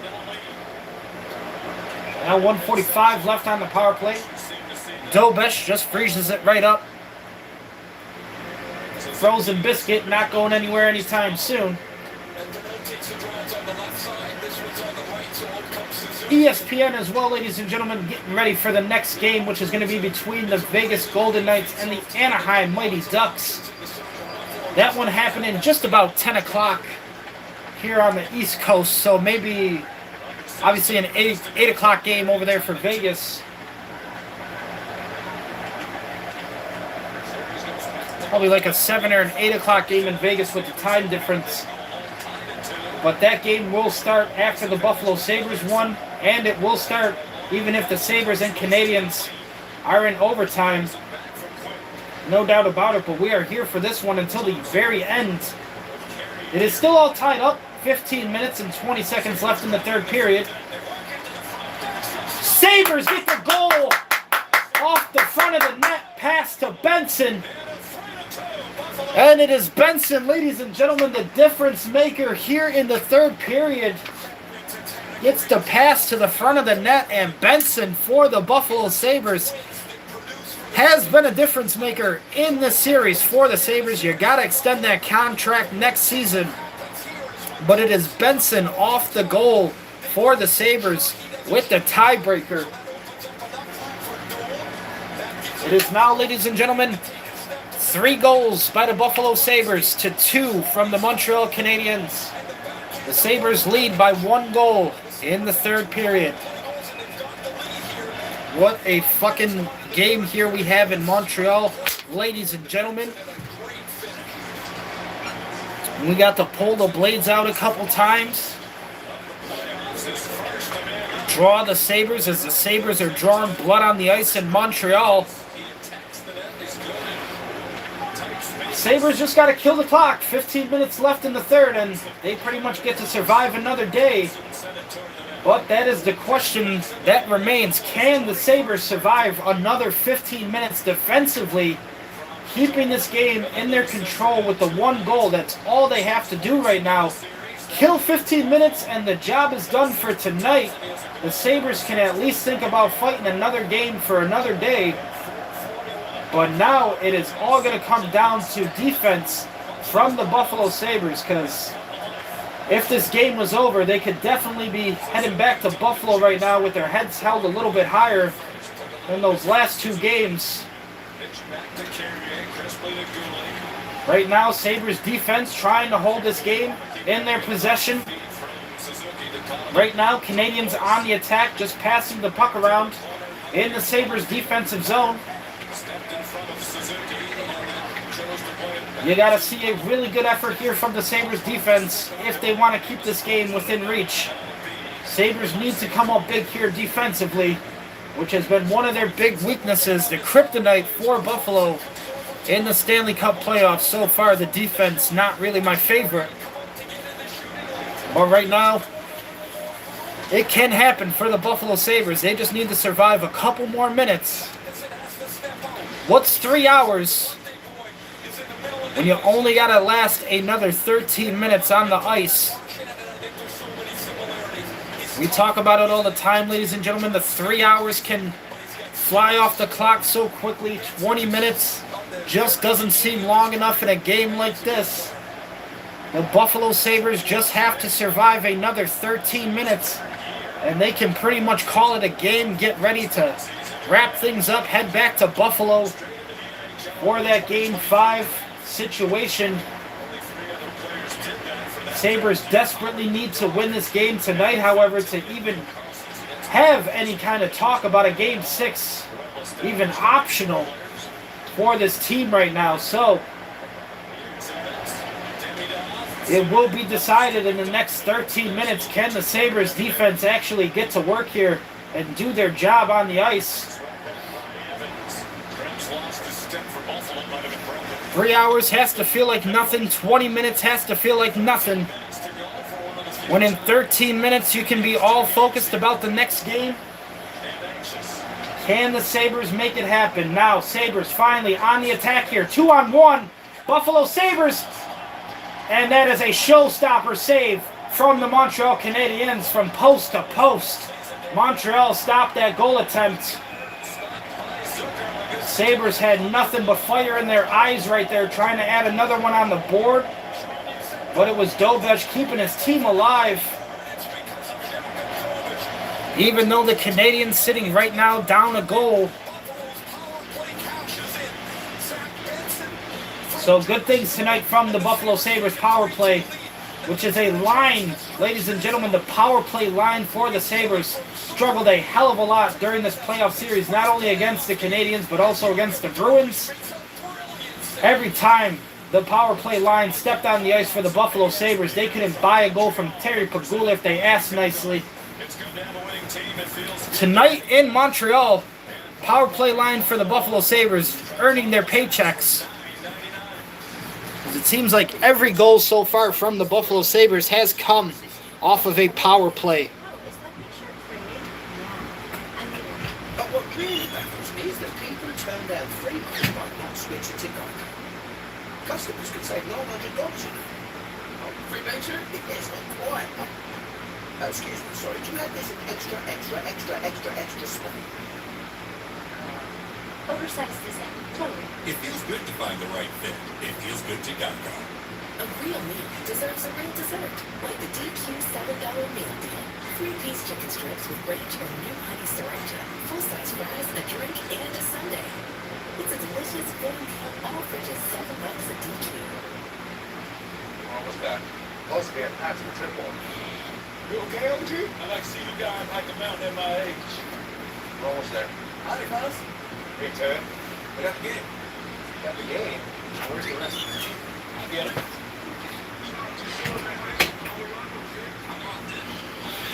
Okay, ladies and gentlemen. Final minutes here of what could be the final period in this game 4 between the Sabres and the Canadiens.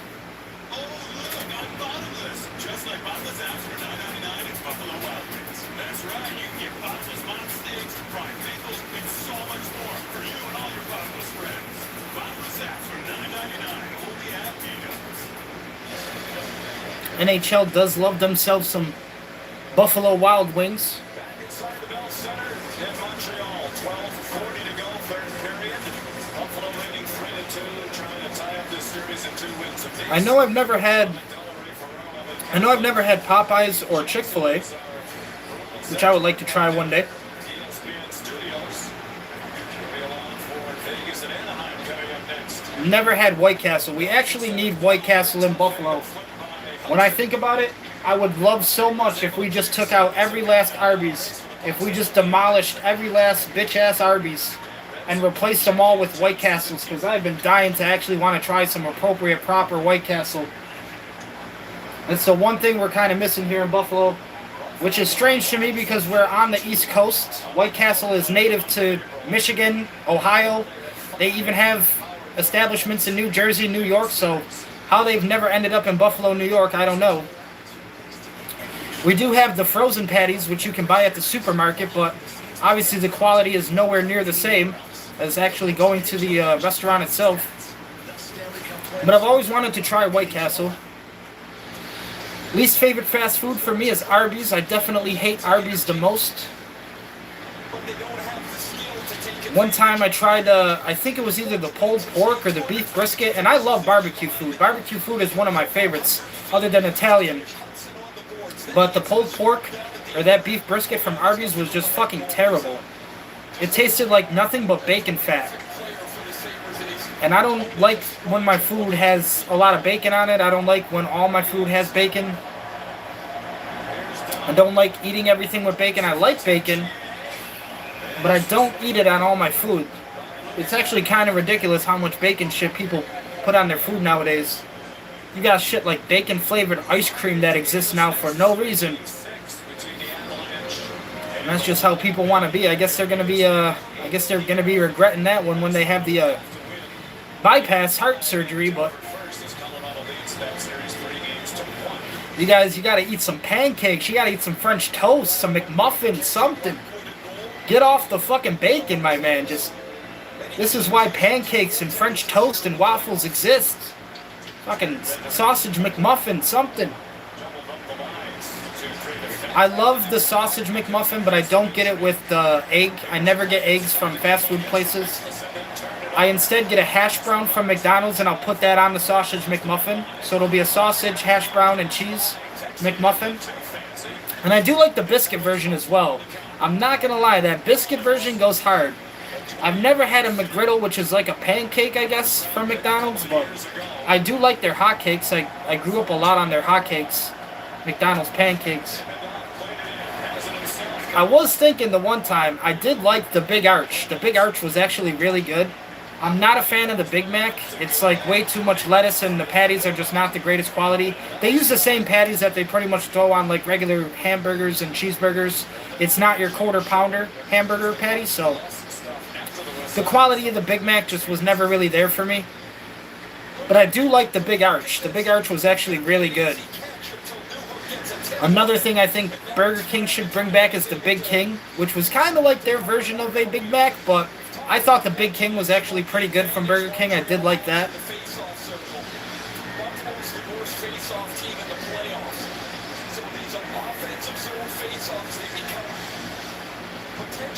I'd say probably the Whopper, the Big King, and then the Rodeo Whopper. I do like Rodeo cheeseburgers from Burger King as well, with the onion ring and the barbecue.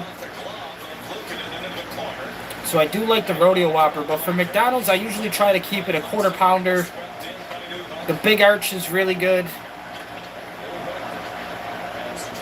There's even a thing that I created called the McGangbang. I didn't necessarily create it, but I like to create it when I have the chance. You basically just take a double cheeseburger and then one chicken fillet and put that on the double cheeseburger. So you're eating a double cheeseburger with the chicken fillet. And that's the McGangbang.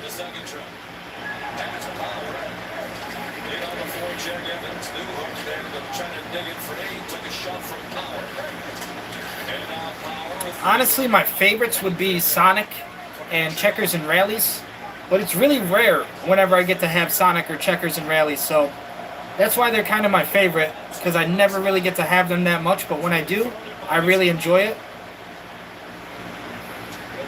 A couple more local fast food places, I guess you could call them, here in Buffalo that are really good. Mighty Taco is a really good one I love. And Louis Texas Hots is a really good one too. It's like a hot dog restaurant here in Buffalo. But they do like some nice local diner food. 9 minutes to go, Buffalo. You just gotta survive 9 more minutes.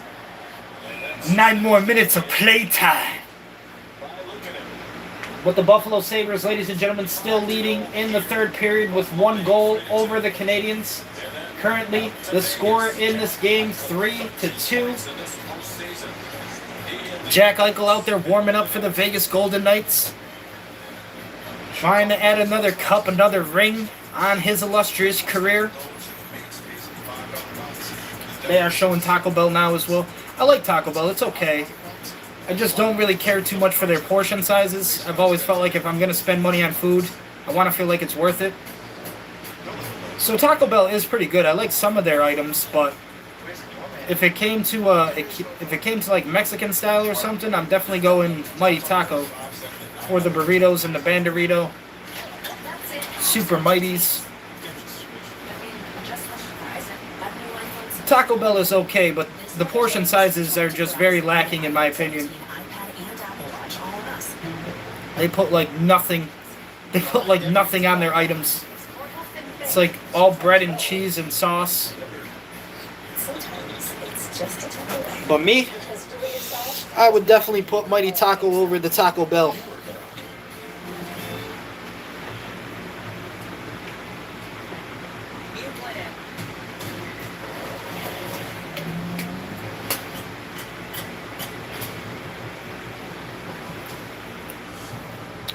Hopefully everybody out there tonight enjoying their Tuesday night. It is currently May 12th, 2026. Drake's album is dropping Friday. The Iceman Cometh. We got some new music coming out soon.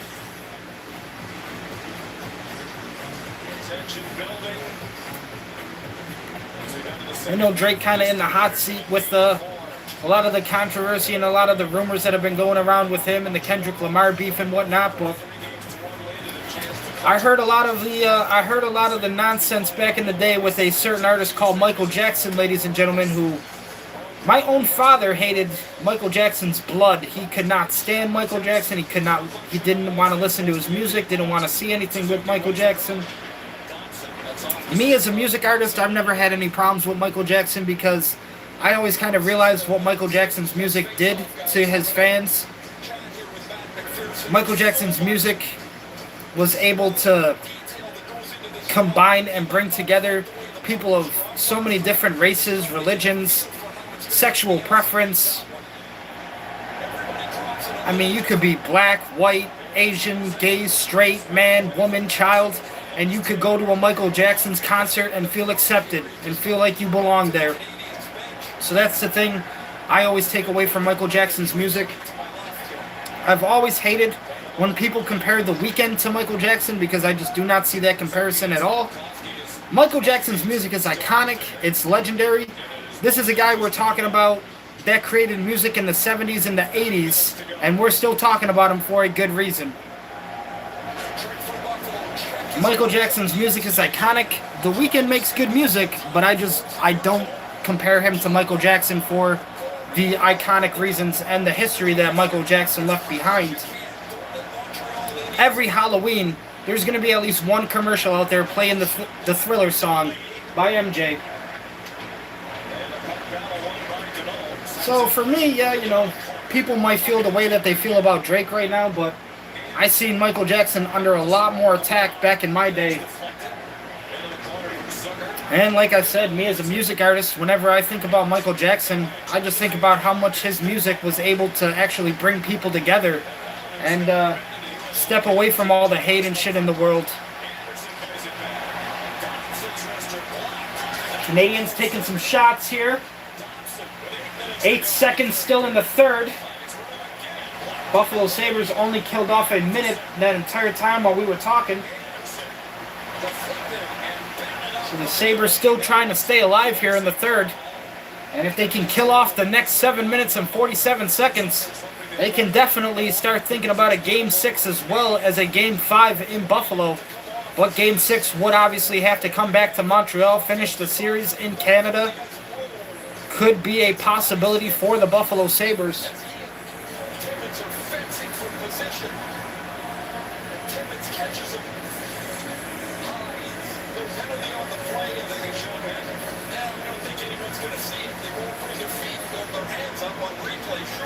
Funny enough, I actually, once upon a time, when I did have a construction job, I got to work at the cemetery where Rick James is buried in Buffalo, New York.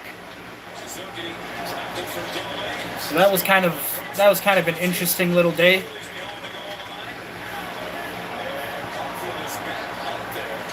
Yeah, Rick James, very famous Buffalo music artist, also buried in Buffalo, New York. I believe Forest Lawn Cemetery, the location for Rick James. Forest Lawn Cemetery.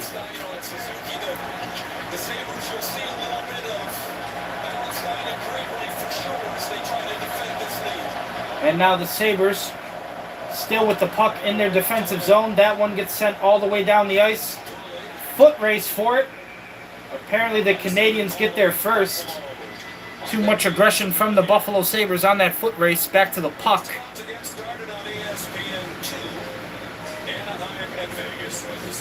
But right now, Sabres still lead in the third.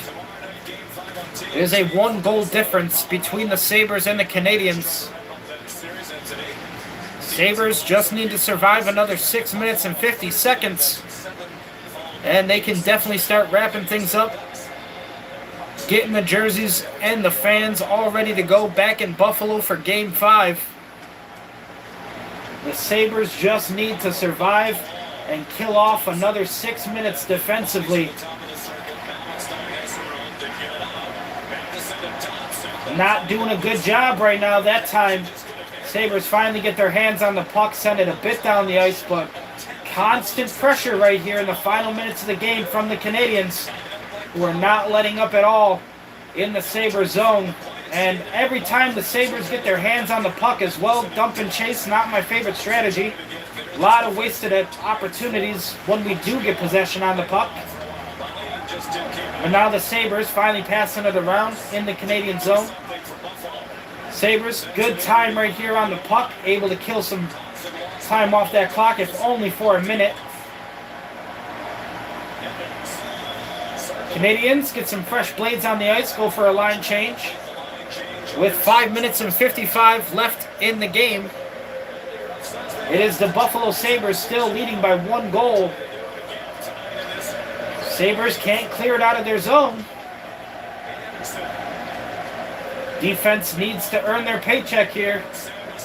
Now, ladies and gentlemen, the Sabres get it back behind the net, still trying to get it past that blue line back to center. Now the puck ends up right back in the possession of Montreal. Seems like every time the Sabres, here we go, nice look at it. 2 defenders down low for Montreal, able to block that. But what you hate to see also is anytime the Sabres do finally get a stick on the puck, it just seems to be that dump and chase strategy, which you hate to see because it's basically a wasted opportunity as soon as you finally do get your hands on the puck. Sabres have just been sending it right back down the ice. And what could obviously, you're wearing down the Canadiens, you're forcing them to work it back, but at the same time, the Canadiens have all the time in the world to make a play happen. Still with 4 minutes and 40 on the attack, Canadiens take it back into the Buffalo Sabres zone. Now, off the pass around the boards, Canadiens at the red dot. Send it back to the blue line. Good shot right there on net. Canadiens player gets knocked down, and fans in Montreal, Quebec do not like that. They are still waiting for the call on the ice. And Slavkovsky's taking his time to get back up for the Canadiens as he took a hard shot right there from the Sabres. Slavkovsky, number 20 for the Canadiens, still on his knees. And we will go to commercial break as they are taking some time to look at number 20 for the Canadiens after that last hit.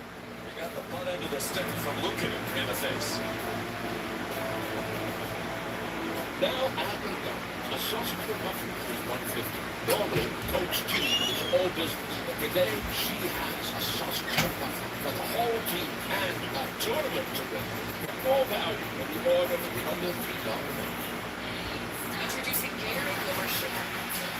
No artificial colors, no artificial flavors, no artificial sweeteners, and 75% less sugar.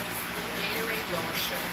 Hydrates better than water. With the Bank of America customized cash rewards Visa card, you can earn 6% cash back in a category like online shopping for the first year from the category. And match her schedule with the match schedule. What would you like the pilot to do? Introducing the first ever QX65. Alright. Definitely turning off the AC as it's pretty cooled off down here now.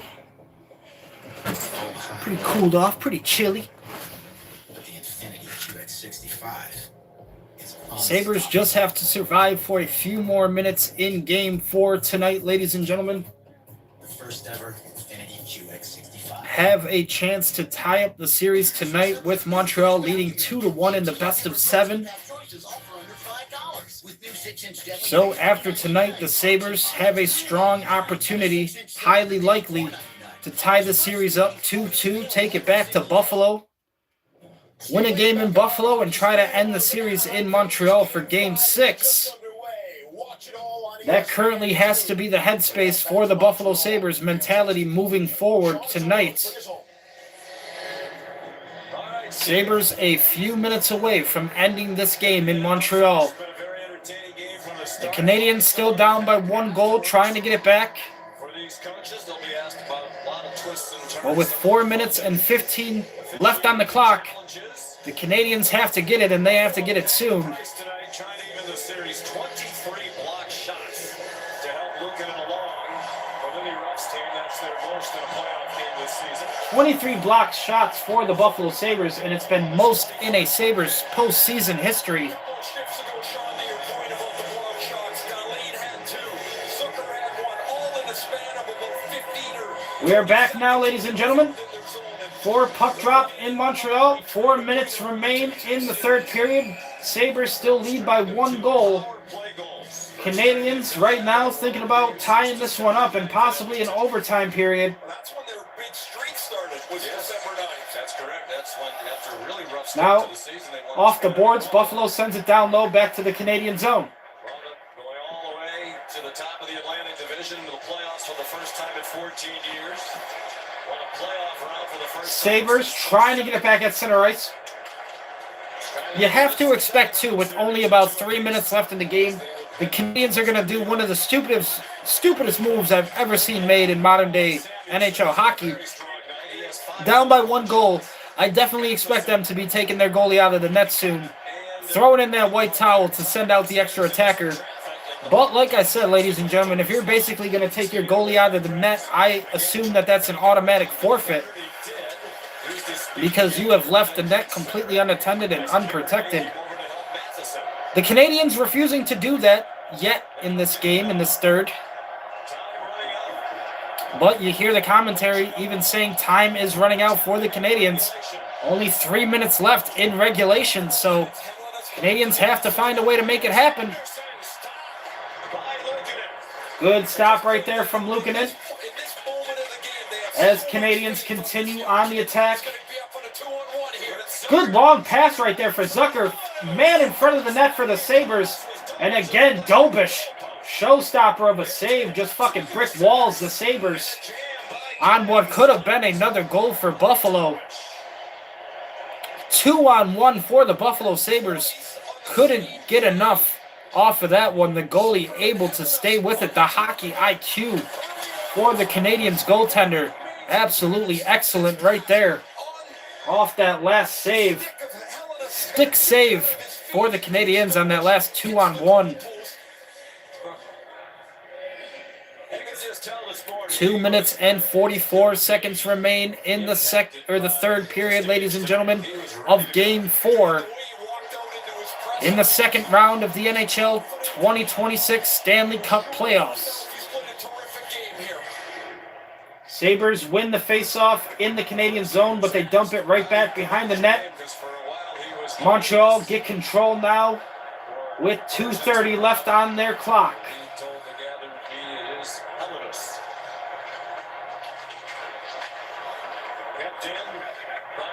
The game between Vegas and Anaheim has officially started as well, with only 2 minutes remaining now in the third between the Sabres and the Canadiens. Sabres still holding off this goal lead here. They have to try to keep it within their control because right now Canadiens on the attack in their zone. That's a shot all the way from back at the blue line. Couldn't get past the goalie. Now the Canadiens take their goalie off the ice. That's an automatic forfeit to me, ladies and gentlemen. Canadiens just did the stupidest play that you could do in modern-day hockey, in my opinion. They took the goalie out of the net. That's an automatic forfeit. They're throwing in the white towel just to get an extra attacker, just to get an extra shooter. Sabres send it back down the ice. That one only ends up at the center. Montreal trying to get the puck back. They do. Good block right there from the Sabres. Putting the body on the line. Montreal does have the extra attacker on the ice, but like I said, you might as well call that an automatic forfeit because it's not going to do much for you, Montreal. That's the stupidest play I've ever seen teams make in modern-day NHL. Let's just take our fucking goalie out of the net. Why not? Canadiens decided to do it with about 1 minute, 2 minutes left in the game. But it is still an empty net for the Montreal Canadiens with 1:17 remaining in the third. The Sabres have an entire open net right at the end of the other ice. If they can just get the puck on their stick, take a good shot at it, you'll pretty much put the nail in the coffin with this one if the Sabres can score another goal on the empty netter.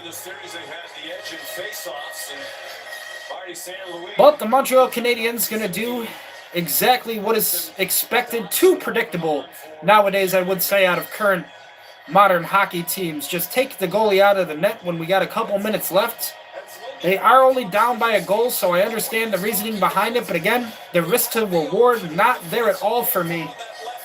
As if the Canadiens cannot keep the puck in their time of possession, goes right back to Buffalo, and they're going to take a shot on that open net. He's going to sit. And so this will be Suzuki. Or actually, it's not. Duane is going to come on the ice here. Duane on the ice for the Sabres, or for Montreal, I should say. One of the reasons they paid a second-round draft pick for Phil Duane to try and win draws like this. Duane out there for the face-off. They're talking highly about him. Apparently a good face-off winner for Montreal. Needs to win a big one here in the Sabres zone. They traded up for Duane. Was it worth it? And the puck does go back to the Montreal Canadiens, so Duane does win the face-off.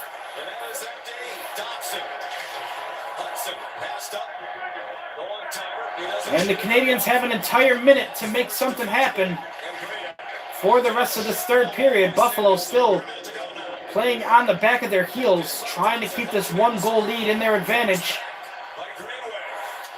Canadiens do lead the series 2-1, but in another minute, it could sound like a tied series 2-2 between the Sabres and Canadiens.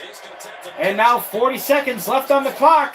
That shot sent back down to the Canadiens' ice.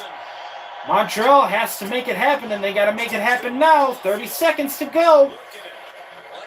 Sabres passing the puck around in their zone. They lost it. This time they get it back. Sabres take a shot at the net. That one too wide. 20 seconds remain now in the third. And it seems like Montreal has kind of given up here. You can tell in their body language, energy skating on the ice. They are going to give it one last attempt here, one last hurrah. And the Sabres clear it with 5 seconds left. Ladies and gentlemen, the Buffalo Sabres will win Game 4. Time expires on the clock. The Buffalo Sabres win this 3-2 in Game 4 in Montreal. Ladies and gentlemen, there are some final sights right there of the game. You can see the Sabres celebrating with Ukko-Pekka Luukkonen. Ukko-Pekka Luukkonen, ladies and gentlemen, for the Buffalo Sabres in net tonight. Gets the win over the Montreal Canadiens. Would it have made a difference in the last two games? We might never know. The world may never know. But tonight we do know that Luukkonen showed up in Game 4 for the Buffalo Sabres. And now, ladies and gentlemen, the series will be tied 2-2 as the Sabres bring it back to Buffalo for Game 5.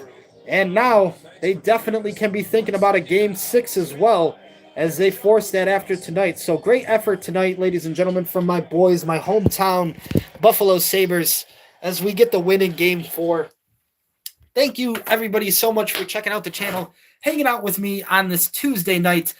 I guess the lighting change and the hockey hoodie, the Sabres hoodie, the yellow hoodie, it brought some good luck for us tonight. We changed up the feng shui. We changed up the scenery. And the boys get it done in Montreal. They tie up the series 2-2 in this best of 7. Now they bring back Game 5 in Buffalo, and Game 6 is confirmed and scheduled now for Montreal. Game 6 in Quebec. So, once again, everybody, thank you so much for hanging out with me tonight. Check out the channel. Ladies and gentlemen, ghosts and goblins, witches and wizards, vampires and werewolves. Until next time, peace, God.